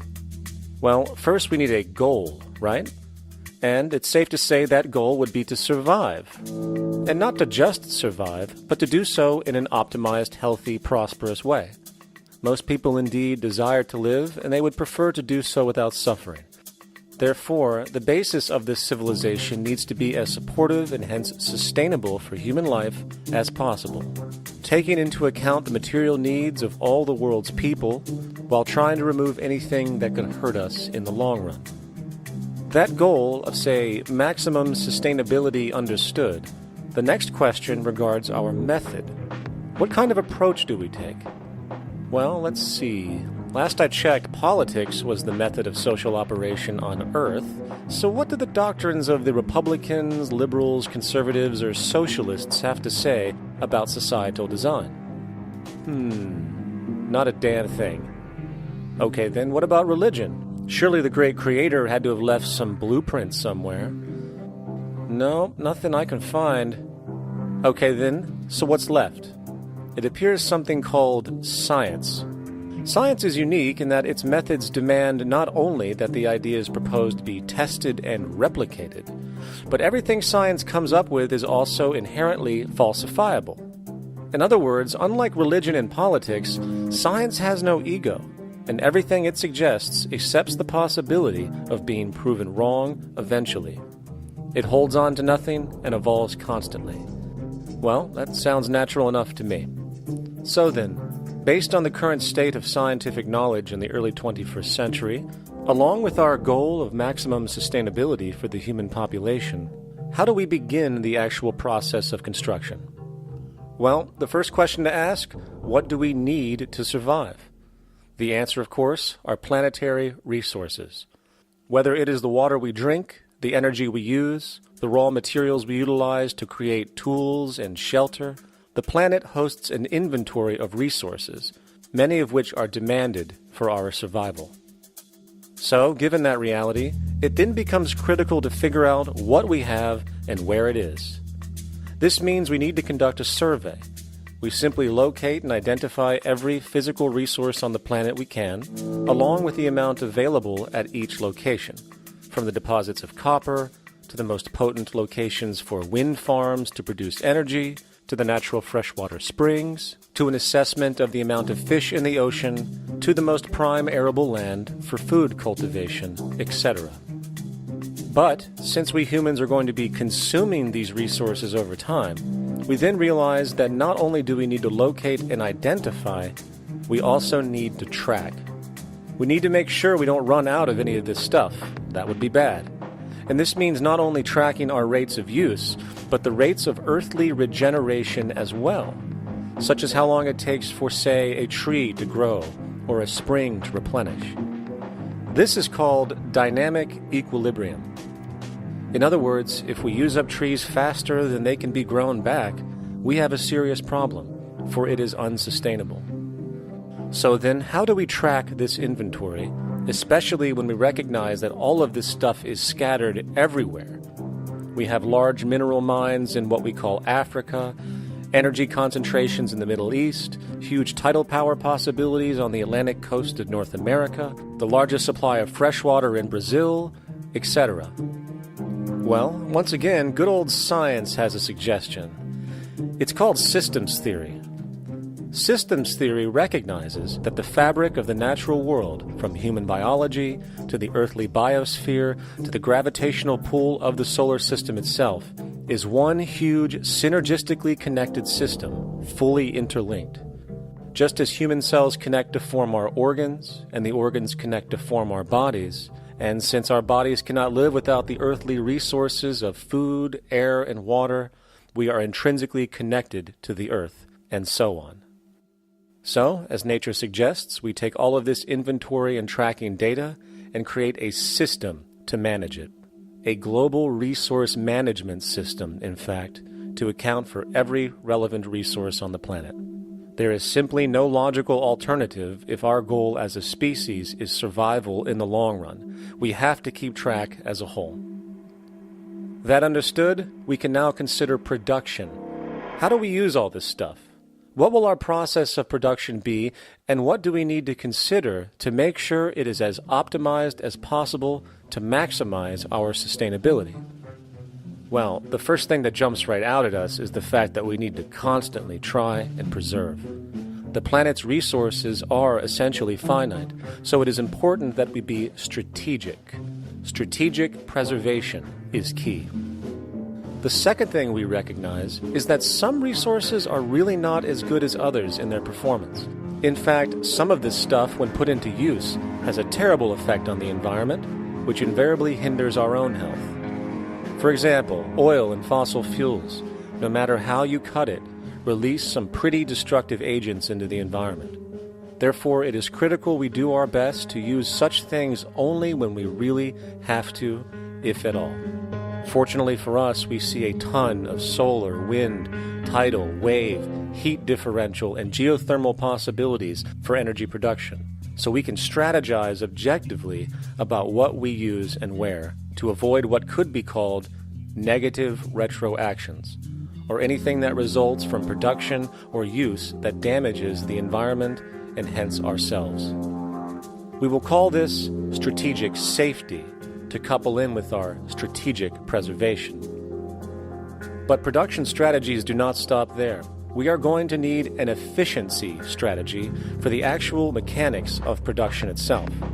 And what we find is that there are roughly 3 specific protocols we must adhere to. 1. Every good we produce must be designed to last as long as possible. Naturally, the more things break down, the more resources we are going to need to replace them, and the more waste produced. 2. When things do break down or are no longer usable for whatever reason, it is critical that we harvest or recycle as much as we possibly can. So the production design must take this into account directly at the very earliest stages. 3.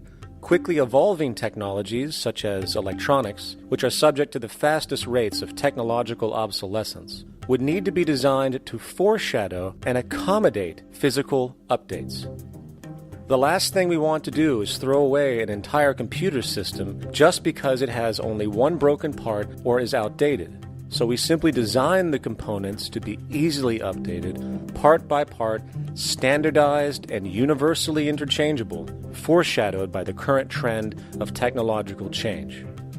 And when we realize that the mechanisms of strategic preservation, strategic safety, and strategic efficiency are purely technical considerations, devoid of any human opinion or bias, we simply program these strategies into a computer which can weigh and calculate all the relevant variables, allowing us to always arrive at the absolute best method for sustainable production based on current understandings. And while that might sound complex, all it is a glorified calculator. Not to mention such multivariate decision-making and monitoring systems are already used across the world today for isolated purposes. It is simply a process of scaling it out. So, now we not only have our resource management system, but also a production management system, both of which are easily computer automated to maximize efficiency, preservation, and safety. The informational reality is that the human mind, or even a group of humans, cannot track what needs to be tracked. It must be done by computers, and it can be. And this brings us to the next level, distribution. What sustainability strategies make sense here? Well, since we know that the shortest distance between 2 points is a straight line, and since energy is required to power transport machines, the less transport distance, the more efficient. Producing goods in one continent and shipping them over to another only makes sense if the goods in question simply cannot be produced in the target area. Otherwise, it is nothing but wasteful. We must localize production so distribution is simple, fast, and requires the least amount of energy. We'll call this the proximity strategy. which simply means we reduce the travel of goods as much as possible, whether raw materials or finished consumer products. Of course, it might also be important to know what goods we are transporting and why, and this falls under the category of demand. And demand is simply what people need to be healthy and to have a high quality of life. The spectrum of material human needs range from core life-supporting necessities, such as food, clean water, shelter, to social and recreational goods, which allow for relaxation and personal social enjoyment, both important factors in human and social health overall.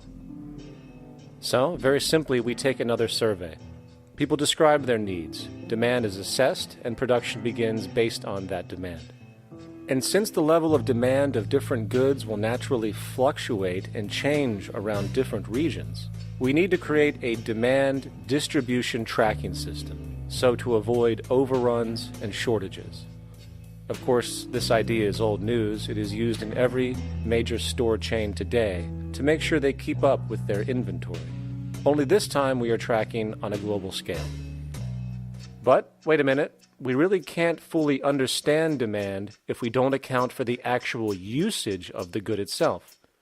Is it logical and sustainable for every single human to, say, have one of everything made, regardless of their usage?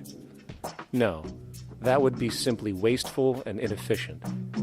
If a person has a need for a good, but that need is only for, say, 45 minutes a day on average, it would be much more efficient if that good was made available to them and to others when needed. Many forget that it isn't the good that they want, it is the purpose of that good. When we realize that the good itself is only as important as its utility, we see that external restriction, or what we might call today ownership, is extremely wasteful and environmentally illogical in a fundamental economic sense.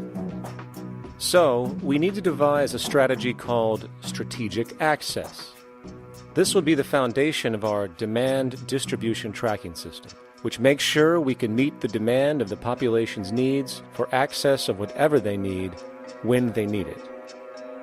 And as far as physically obtaining the goods, centralized and regional access centers all make sense for the most part, placed in close proximity to the population, and a person would simply come in, take the item, use it, and when finished, return it when it is no longer needed.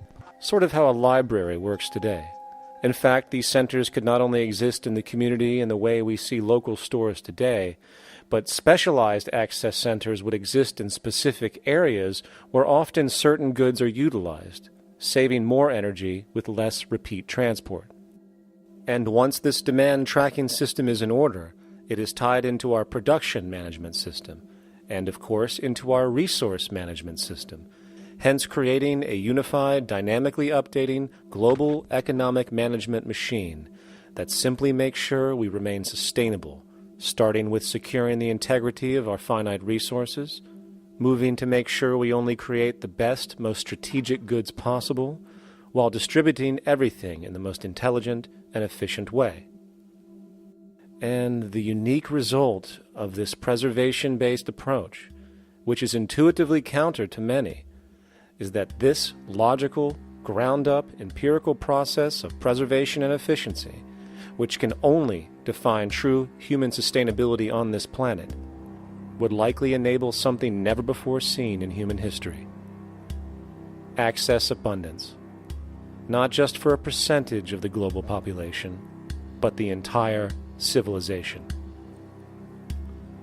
This economic model, as was just generalized, this responsible systems approach to total Earth resource management and processes, designed again to do nothing less than take care of humanity as a whole in the most efficient and sustainable way, could be termed a resource-based economy.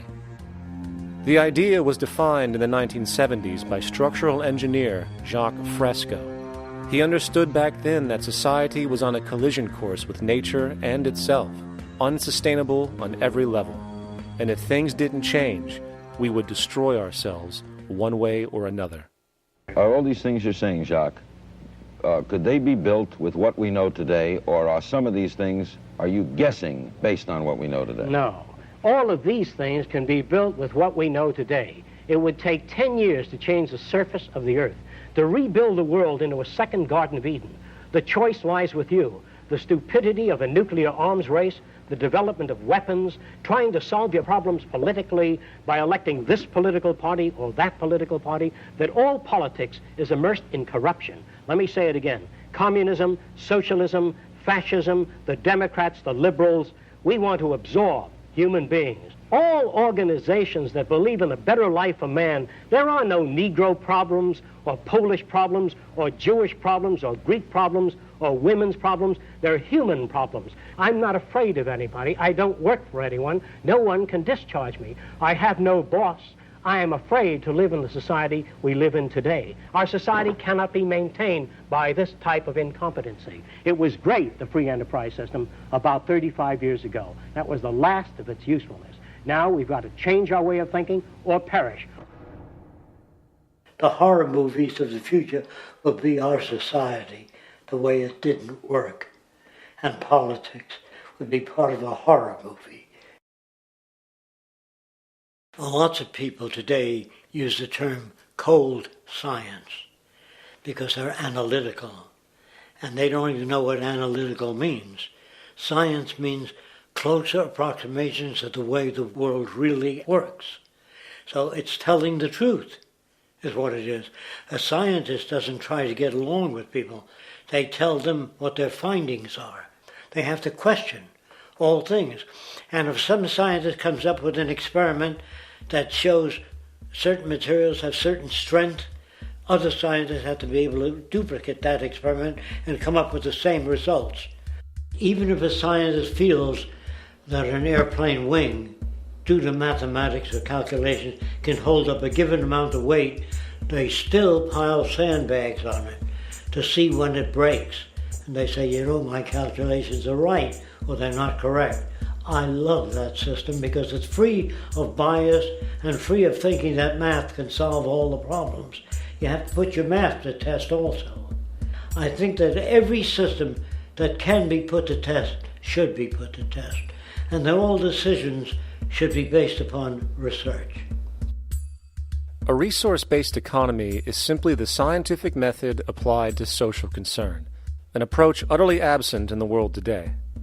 Society is a technical invention, and the most efficient methods of optimized human health, physical production, distribution, city infrastructure, and the like reside in the field of science and technology, not politics or monetary economics. It operates in the same systematic way as, say, an airplane, and there is no Republican or liberal way to build an airplane. Likewise, nature itself is the physical referent we use to prove our science, and it is a set system, emerging only from our increased understanding of it. In fact, it has no regard for what you subjectively think or believe to be true. Rather, it gives you an option.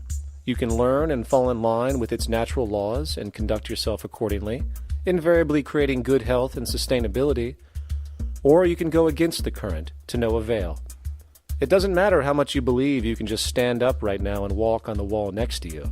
The law of gravity will not allow it. If you do not eat, you will die. If you are not touched as an infant, you will die. As harsh as it may sound, nature is a dictatorship, and we can either listen to it and come in harmony with it, or suffer the inevitable adverse consequences.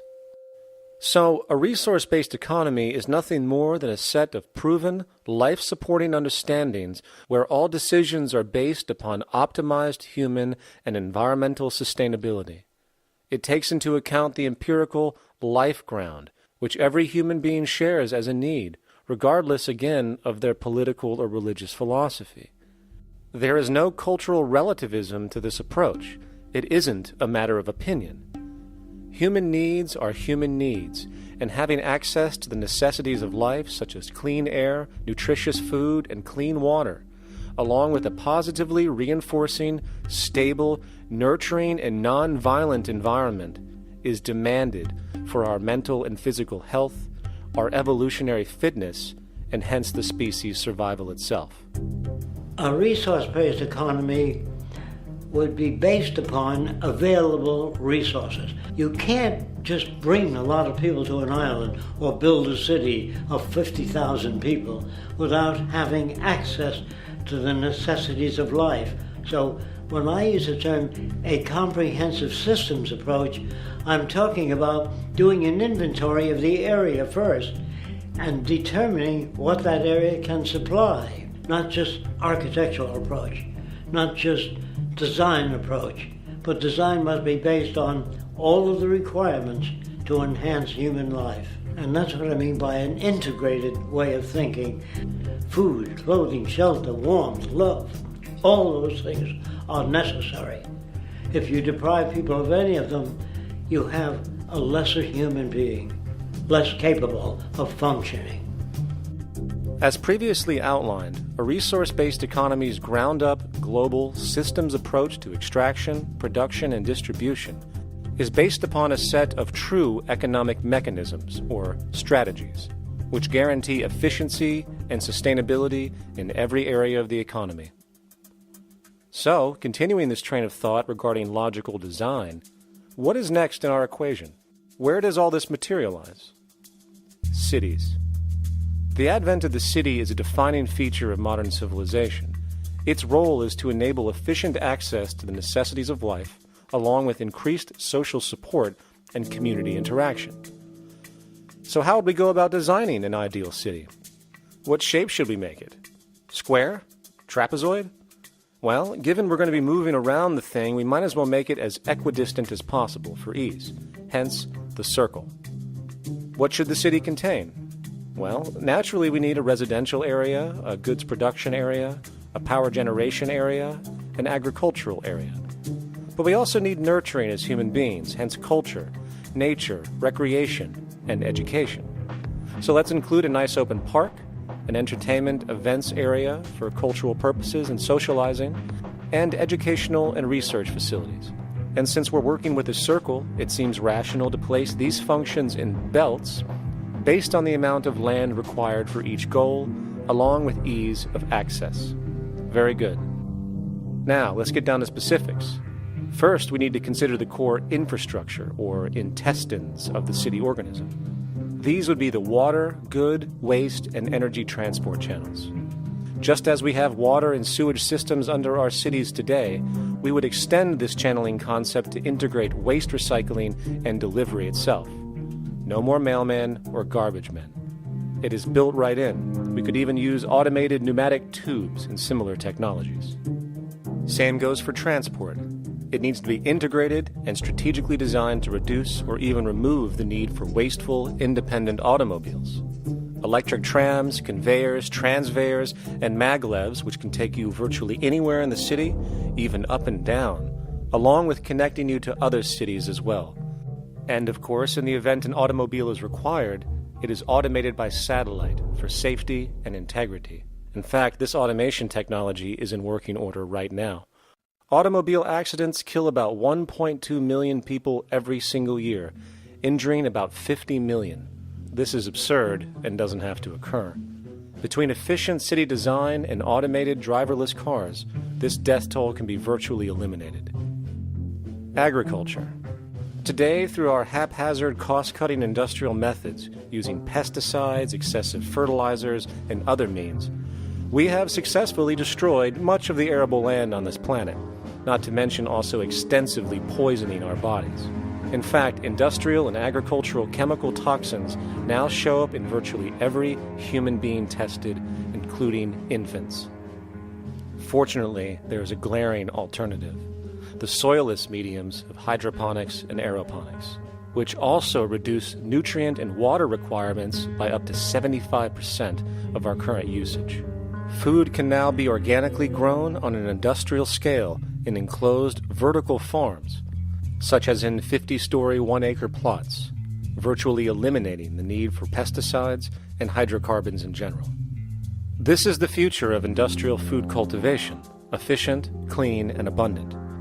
So, such advanced systems would be, in part, what comprise our agricultural belt, producing all the food required for the entire city's population, with no need to import anything from the outside, saving time, waste, and energy. And speaking of energy, the energy belt would work in a systems approach to extract electricity from our abundant renewable mediums, specifically wind, solar, geothermal, and heat differentials, and if near water potentials, tidal and wave power. To avoid intermittency and make sure a positive net energy return occurs, these mediums would operate in an integrated system, powering each other when needed, while storing excessive energy to large supercapacitors under the ground, so nothing can go to waste. And not only does the city power itself, particular structures will also power independently and generate electricity through photovoltaic paints, structural pressure transducers, the thermocouple effect, and other current but underutilized technologies. But of course, this begs the question, how does this technology and goods in general get created in the first place?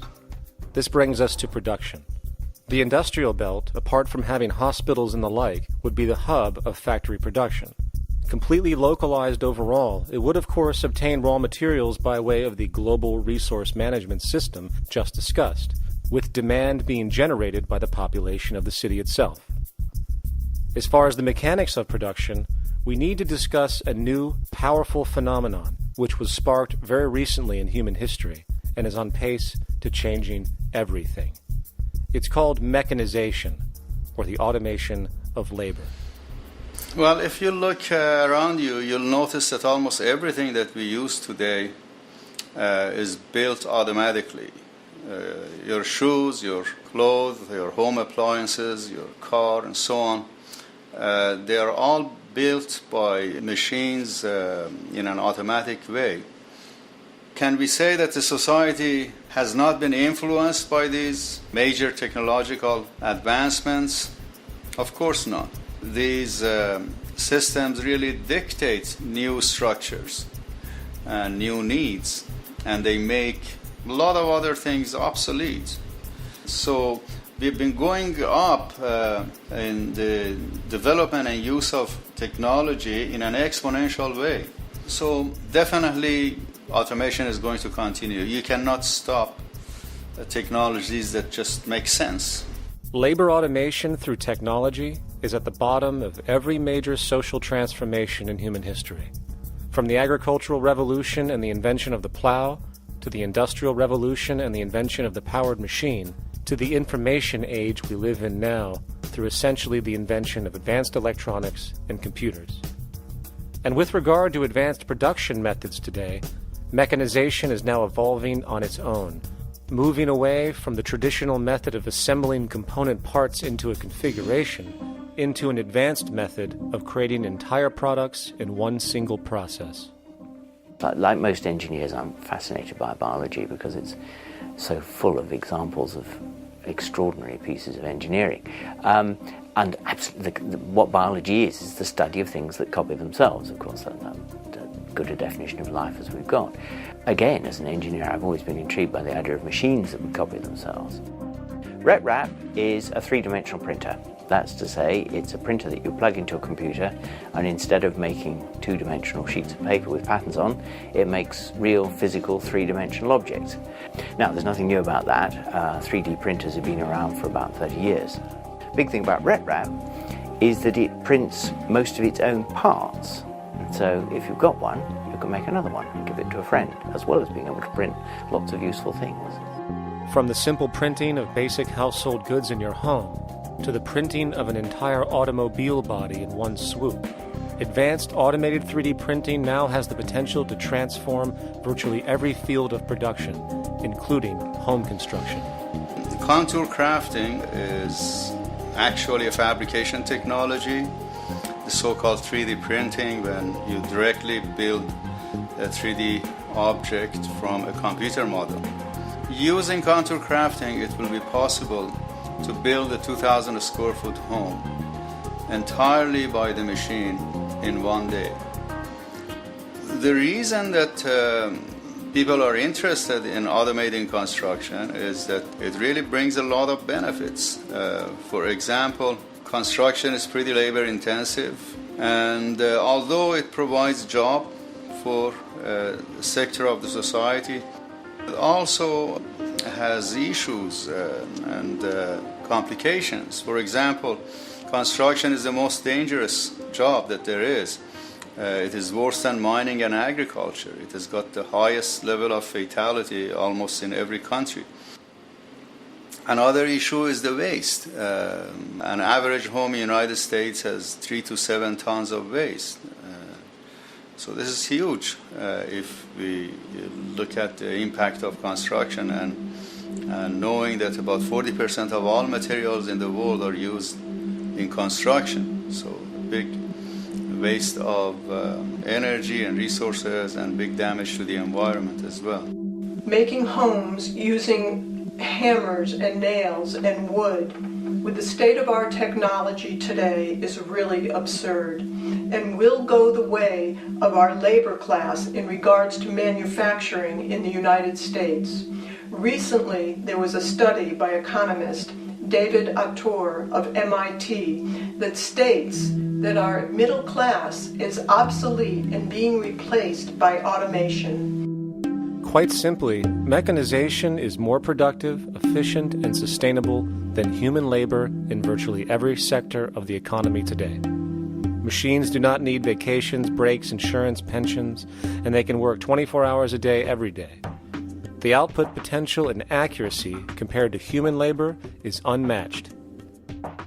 The bottom line, repetitive human labor is becoming obsolete and impractical across the world, and the unemployment you see around you today is fundamentally the result of this evolution of efficiency in technology. For years, market economists have dismissed this growing pattern, which could be called technological unemployment, because of the fact that new sectors always seem to emerge to reabsorb the displaced workers. Today, the service sector is the only real hub left and currently employs over 80% of the American workforce, with most industrialized countries maintaining a similar proportion. However, this sector is now being challenged increasingly by automated kiosks, automated restaurants, and even automated stores. Economists today are finally acknowledging what they have been denying for years. Not only is technological unemployment exacerbating the current labor crisis we see across the world due to the global economic downturn, but the more the recession deepens, the faster the industries are mechanizing. The catch, which is not realized, is that the faster they mechanize to save money, the more they displace people, the more they reduce public purchasing power. This means that while the corporation can produce everything more cheaply, fewer and fewer people will actually have money to buy anything, regardless of how cheap they become. The bottom line is that the labor for income game is slowly coming to an end. In fact, if you take a moment to reflect on the jobs which are in existence today, which automation could take over right now if applied, 75% of the global workforce could be replaced by mechanization tomorrow. And this is why, in a resource-based economy, there is no monetary market system, no money at all, for there is no need. A resource-based economy recognizes the efficiency of mechanization and accepts it for what it offers. It doesn't fight it like we do today. Why? Because it is irresponsible not to, given any interest in efficiency and sustainability. And this brings us back to our city system. In the center is the central dome, which not only houses the educational facilities and transportation hub, it also hosts the mainframe that runs the city's technical operations. The city is, in fact, one big automated machine. It has sensors in all technical belts to track the progress of agriculture, energy gathering, production, distribution, and the like. Now, would people be needed to oversee these operations in the event of a malfunction or the like? Most probably yes, but that number would decrease over time as improvements continue. However, as of today, maybe 3% of the city population would be needed for this job when you break it down. And I can assure you that in an economic system which is actually designed to take care of you and secure your well-being, without you having to submit to a private dictatorship on a daily basis, usually to a job that is either technically unnecessary or socially pointless, while often struggling with debt that doesn't exist just to make ends meet. I guarantee you people will volunteer their time left and right to maintain and improve a system that actually takes care of them. And coupled with this issue of incentive comes the common assumption that if there isn't some external pressure for one to work for a living, people will just sit around, do nothing, and turn into fat, lazy blobs. This is nonsense. The labor system we have today is in fact the generator of laziness, not a resolver of it. If you think back to when you were a child, full of life, interested in new things to understand, likely creating and exploring, but as time went on, the system pushed you into the focus of figuring out how to make money. And from early education to study at a university, you are narrowed, only to emerge as a creature which serves as a cog in a wheel in a model that sends all the fruits to the upper 1%. Scientific studies have now shown that people are, in fact, not motivated by monetary reward when it comes to ingenuity and creation. The creation itself is the reward. Money, in fact, appears only to serve as an incentive for repetitive, mundane actions, a role we have just now shown can be replaced by machine. So when it comes to innovation, the actual use of the human mind, the monetary incentive has proven to be a hindrance, interfering and detracting from creative thought. And this might explain why Nikola Tesla, the Wright brothers, and other inventors who contributed massively to our current world never showed a monetary incentive to do so. Money is, in fact, a false incentive and causes 100 times more distortion than it does contribution. Good morning, class. Please settle down. The first thing I would like to do is go around the room and ask what everyone would like to be when they grow up. Who would like to go first? Okay, how about you, Sarah? When I grow up, I want to work at McDonald's like my mom. Oh, family tradition, eh? How about you, Linda? When I grow up, I'm going to be a prostitute on the streets of New York City. Oh, glamour girl, huh? Very ambitious. How about you, Tommy? When I grow up, I'm going to be a rich, elitist businessman who works on Wall Street and profits off of the collapse of foreign economies. Enterprising, and great to see some multicultural interest.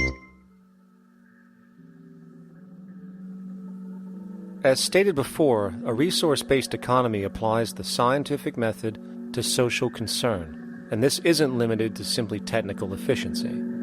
It also has the consideration of human and social well-being directly and what comprises it. What good is a social system if, in the end, it doesn't produce happiness and peaceful coexistence? So it is important to point out that with the removal of the money system and the necessities of life provided, we would see a global reduction in crime by about 95% almost immediately, for there is nothing to steal, embezzle, scam, or the like. 95% of all people in prisons today are there due to some monetary-related crime or drug abuse, and drug abuse is a disorder, not a crime. So what about the other 5%, the truly violent, often seeming to some as being violent for the sake of being violent? Are they just evil people?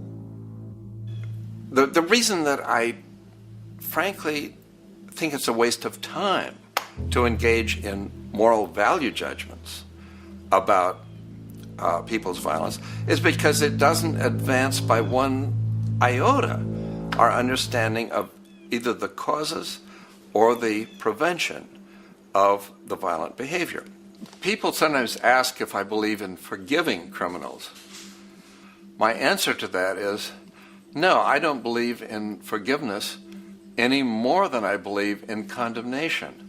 It's only if we as a society can take the same attitude of treating violence as a problem in public health and preventive medicine rather than as a moral evil. It's only when we make that change in our own attitudes and assumptions and values that we will actually succeed in reducing the level of violence rather than stimulating it, which is what we do now. The more justice you seek, the more hurt you become, because there's no such thing as justice. There is whatever there is out there. That's it. In other words, if people are conditioned to be racist and bigots, if they're brought up in an environment that advocates that, why do you blame the person for it? They're a victim of a subculture. Therefore, they have to be helped.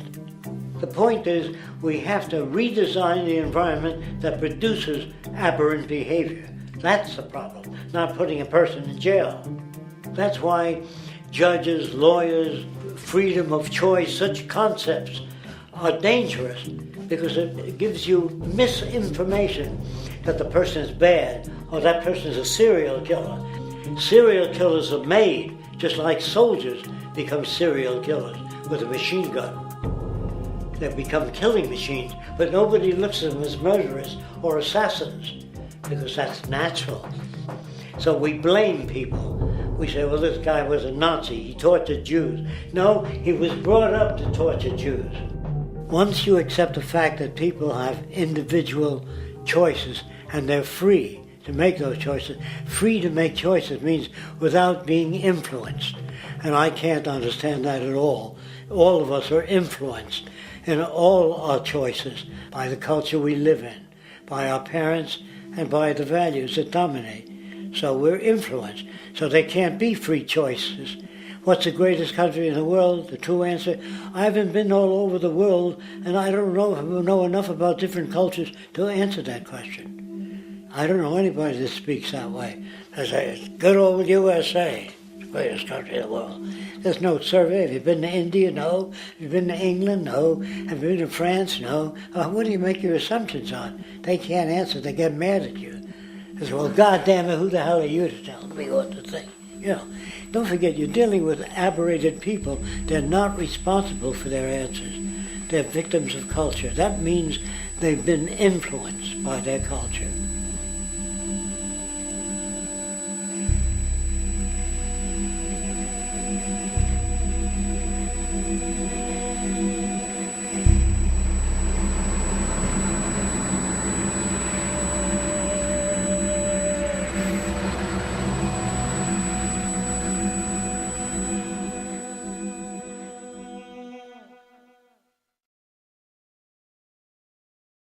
When we consider a resource-based economy, there are often a number of arguments that tend to come up with regard to the efficiency. Now hold on just a minute. Yes?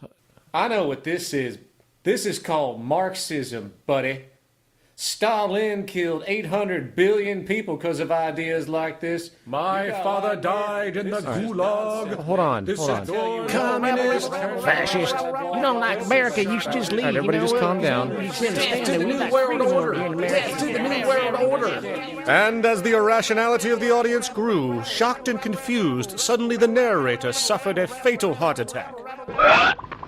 And the seemingly communist propaganda film was no more.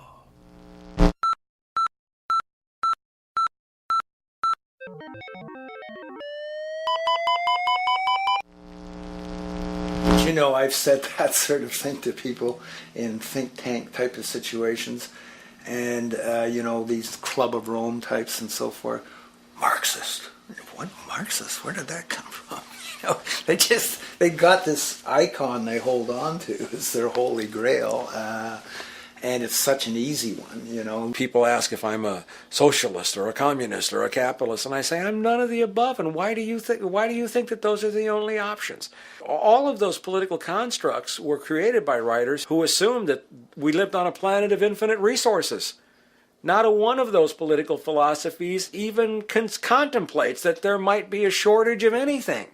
I believe that communism, socialism, free enterprise, fascism are part of social evolution, that you can't take a giant step from one culture to another, but they're in-between systems. Before there's any ism, we've got a life ground, and the life ground is, as I just described most easily, it's all the conditions required to take your next breath, and that involves the air you breathe, the water you get, the safety you have, the education you can access, all these things that we share and use and that no life in any culture can do without. So we've got to reset down to the life ground, and the life ground is no longer any ism.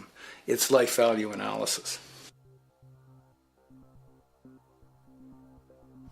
It's simply a matter of historical fact that the dominant intellectual culture of any particular society reflects the interests of the dominant group in that society. In a slave-owning society, the beliefs about human beings and human rights and so on will reflect the needs of the slave owners. In a society which again is based on the power of certain people to control and profit from the lives and work of millions of others, the dominant intellectual culture will reflect the needs of the dominant group. And so that if you look across the board, the ideas that pervade psychology and sociology and history and political economy and political science fundamentally reflect certain elite interests.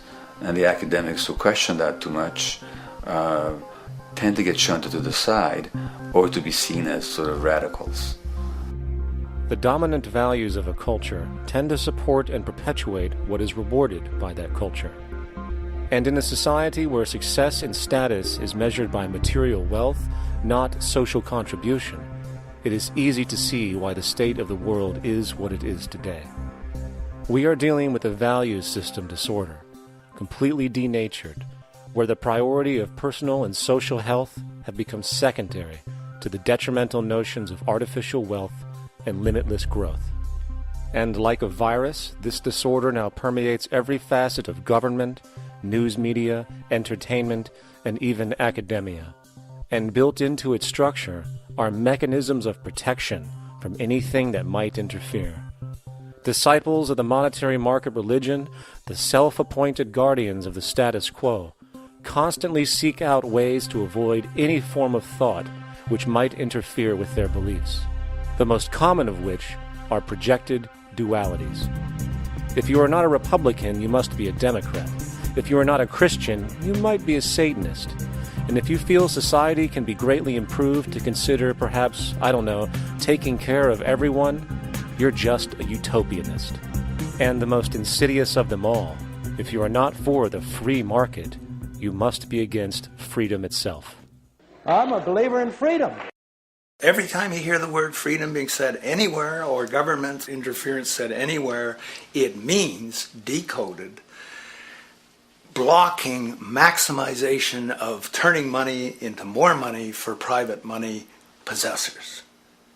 That's it. Every other thing they'll say, oh, we need more commodities for people, oh, this is freedom against tyranny and so forth. Every time you see it, you can decode it down to that. And I think you'll find a one-to-one correlation with every time they use it.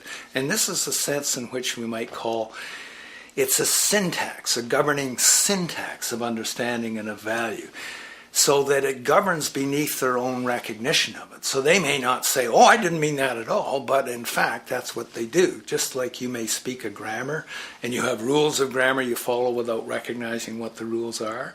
And so what we have is what I call the ruling value syntax that underlies this. So every time they use these words, government interference, lack of freedom, or progress, or development, you can decode them all to come back to mean that. Of course, when you hear the word freedom, it tends to be in the same sentence with something called democracy. It's fascinating how people today seem to believe that they actually have a relevant influence on what their government does, forgetting that the very nature of our system offers everything for sale. The only vote that counts is the monetary vote, and it doesn't matter how much any activist yells about ethics or accountability. In a market system, every politician, every legislation, and hence every government is for sale. And even with the $20 trillion bank bailout starting in 2007, an amount of money which could have changed, say, the global energy infrastructure to fully renewable methods, instead going to a series of institutions that literally do nothing to help society, institutions that could be removed tomorrow with no recourse. The blind conditioning that politics and politicians exist for the public well-being still continues. The fact is, politics is a business, no different than any other in a market system, and they care about their self-interest before anything else. I don't really, honestly, deep down believe in political action. I think the system contracts and expands as it wants to. It accommodates these changes. I think the civil rights movement was an accommodation on the part of those who own the country. I think they see where their self-interest lies. They see a certain amount of freedom seems good, an illusion of liberty. Give these people a voting day every year so that they'll have the illusion of meaningless choice. Meaningless choice that we go like slaves and say, "Joe, I voted." The limits of debate in this country are established before the debate even begins, and everyone else is marginalized. They're made to seem either to be communists or some sort of disloyal person, a kook, there's a word, and now it's conspiracy. Say, they've made that something that should not be even entertained for a minute, that powerful people might get together and have a plan. Doesn't happen. You're a kook. You're a conspiracy buff. And of all the mechanisms of defense of this system, there are two that repeatedly come up. The first is this idea that the system has been the cause of the material progress we have seen on this planet. Well, no. There are basically two root causes which have created the increased so-called wealth and population growth we see today. One, the exponential advancement of production technology, hence scientific ingenuity. And two, the initial discovery of abundant hydrocarbon energy, which is currently the foundation of the entire socioeconomic system. The free market, capitalist, monetary market system, whatever you want to call it, has done nothing but ride the wave of these advents with a distorted incentive system and a haphazard, grossly unequal method of utilizing and distributing those fruits. The second defense is a belligerent social bias generated from years of propaganda, which sees any other social system as a route to so-called tyranny, with various name-droppings of Stalin, Mao, Hitler, and the death tolls they generated. Well, as despotic as these men might have been, along with the societal approaches they perpetuated, when it comes to the game of death, when it comes to the systematic daily mass murder of human beings, nothing in history compares to what we have today. Famines throughout at least the last century of our history have not been caused by a lack of food. They've been caused by relative poverty. The economic resources were so inequitably distributed that the poor simply didn't have enough money with which to buy the food that would have been available if they could have afforded to pay for it. That would be an example of structural violence. Another example, in Africa and some other areas, but I'll particularly focus on Africa, tens of millions of people are dying of AIDS. Why are they dying? It's not because we don't know how to treat AIDS. We have, millions of people in the wealthy countries are getting along remarkably well because they have the medicines that will treat it. The people in Africa who are dying of AIDS are not dying because of the HIV virus. They're dying because they don't have the money with which to pay for the drugs that would keep them alive. Gandhi saw this. He said the deadliest form of violence is poverty. And that's absolutely right.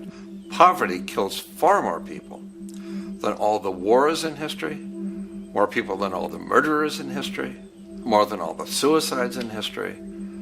Not only does structural violence kill more people than all the behavioral violence put together, structural violence is also the main cause of behavioral violence.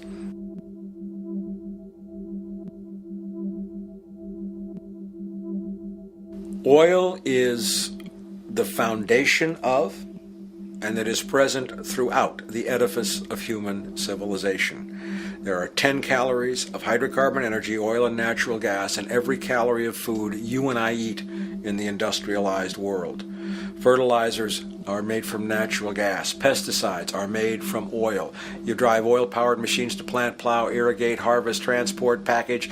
You wrap the food in plastic, that's oil. All plastic is oil. There are 7 gallons of oil in every tire. Oil is everywhere. It's ubiquitous. And it's only because of oil that there are 7 billion people, or almost 7 billion people on this planet right now. The arrival of this cheap, easy energy, which is equivalent, by the way, to billions of slaves working around the clock, changed the world in such a radical way over the last century, and the population has gone up 10 times. But by 2050, oil supply is able to support less than half the present world's population in their present way of life. So the scale of adjustment to live differently is just enormous. The world is now using 6 barrels of oil for every barrel it finds. 5 years ago, it was using 4 barrels of oil for every barrel it finds. A year from now, it's going to be using 8 barrels of oil for every barrel it finds. What's disturbing to me is the lack of any real effort from governments worldwide or industry leaders worldwide to do something different. I mean, we have these sort of attempts to build more wind power and to maybe do something with tide. We've got attempts to make our cars a little bit more efficient. But there's nothing which really looks like a revolution coming along. These are all pretty minor. And that, I think, is pretty frightening. And the governments who are driven by these economists who don't really appreciate what we're talking about are trying to stimulate consumerism to restore past prosperity in the hope that they can restore the past. They're printing yet more money lacking any collateral at all. So if the economy improves and recovers and growth, famous growth comes back, it'll only be short-lived because within a short period of time, counted in months rather than years, it'll hit the supply barrier again.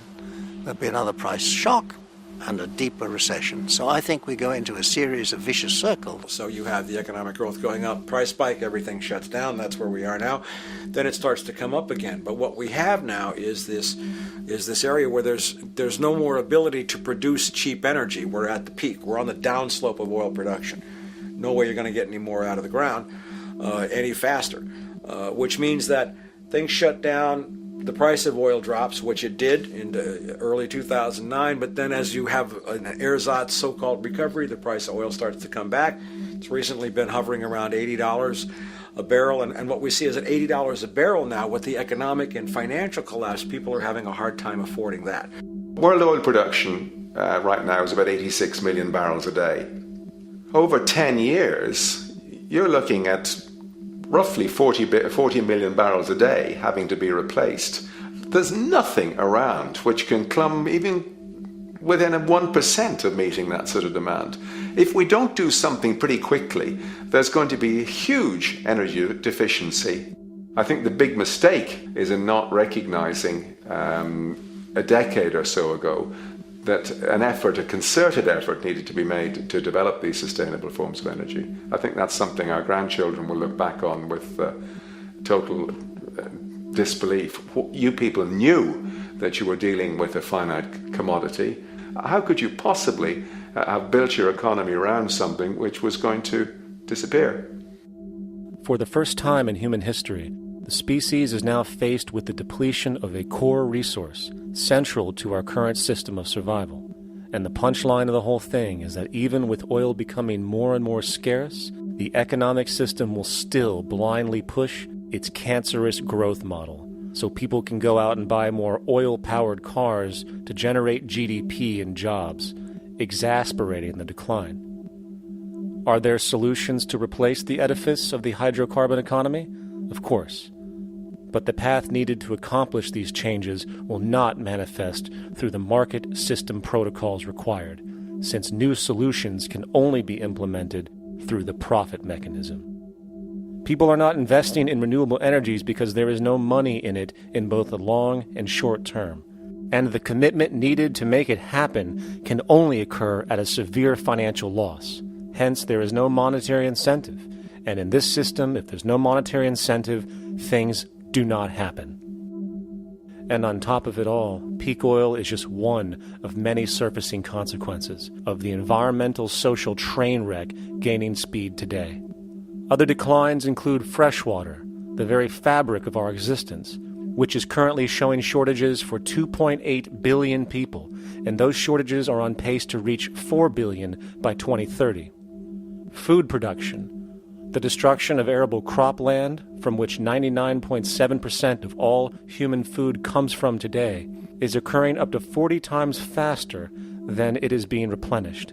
And over the last 40 years, 30% of the arable land has become unproductive. not to mention that hydrocarbons are the backbone of agriculture today, and as it declines, so will the food supply. As far as resources in general, at our current patterns of consumption, by 2030 we will need 2 planets to continue our rates, not to mention the continual destruction of life-supporting biodiversity, causing extinction spasms and environmental destabilization across the globe. And with all of these declines, we have the near exponential population growth, where by 2030 there might be over 8 billion people on this planet. Energy production alone would need to increase 44% by 2030 to meet such demand. And again, since money is the only initiator of action, are we to expect that any country on the planet is going to be able to afford the massive changes needed to revolutionize agriculture, water processing, energy production, and the like, when the global debt pyramid scheme is slowly shutting the entire world down? Not to mention the fact that the unemployment you currently see is going to become normality due to the nature of technological unemployment.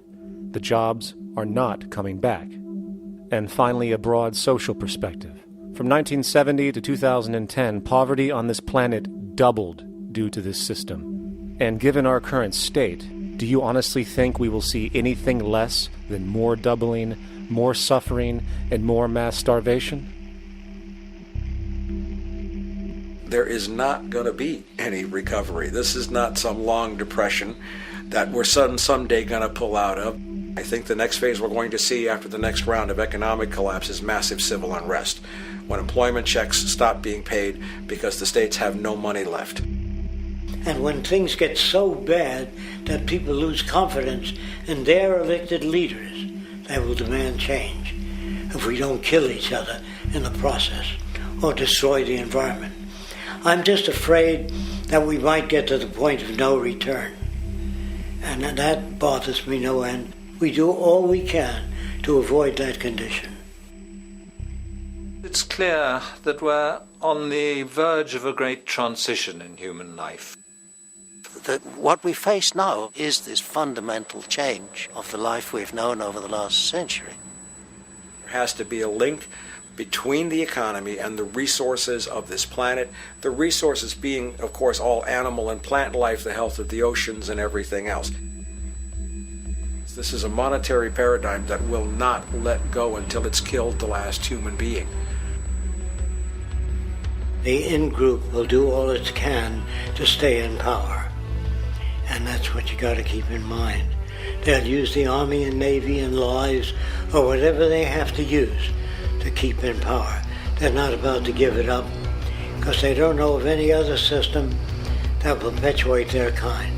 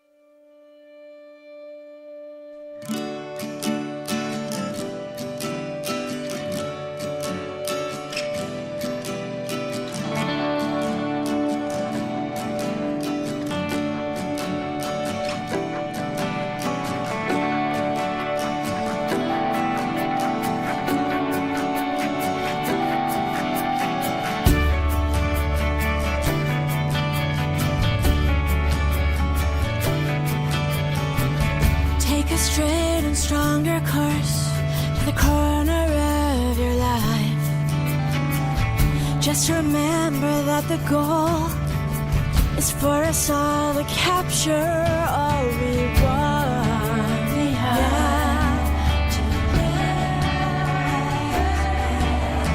Don't surround yourself with yourself. Move on back to the squares. Send an instant karma to me, and I shall live with love and care for yourself. 'Cause it's time and time with your time, and its news is captured for the Queen to use.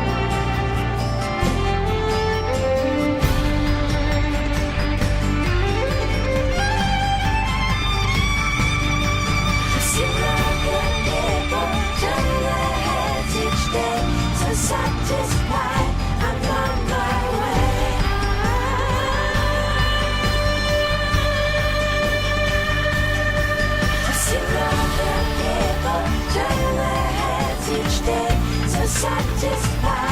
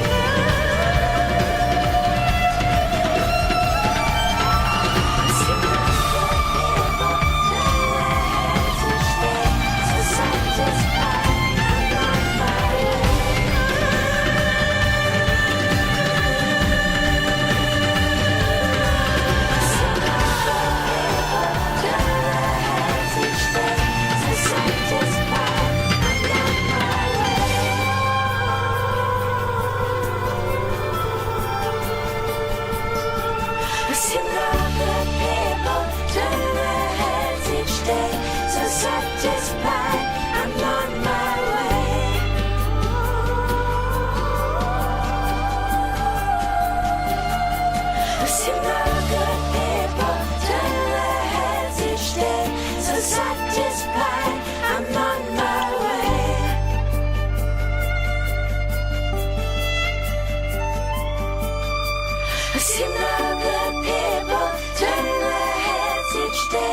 Satisfied,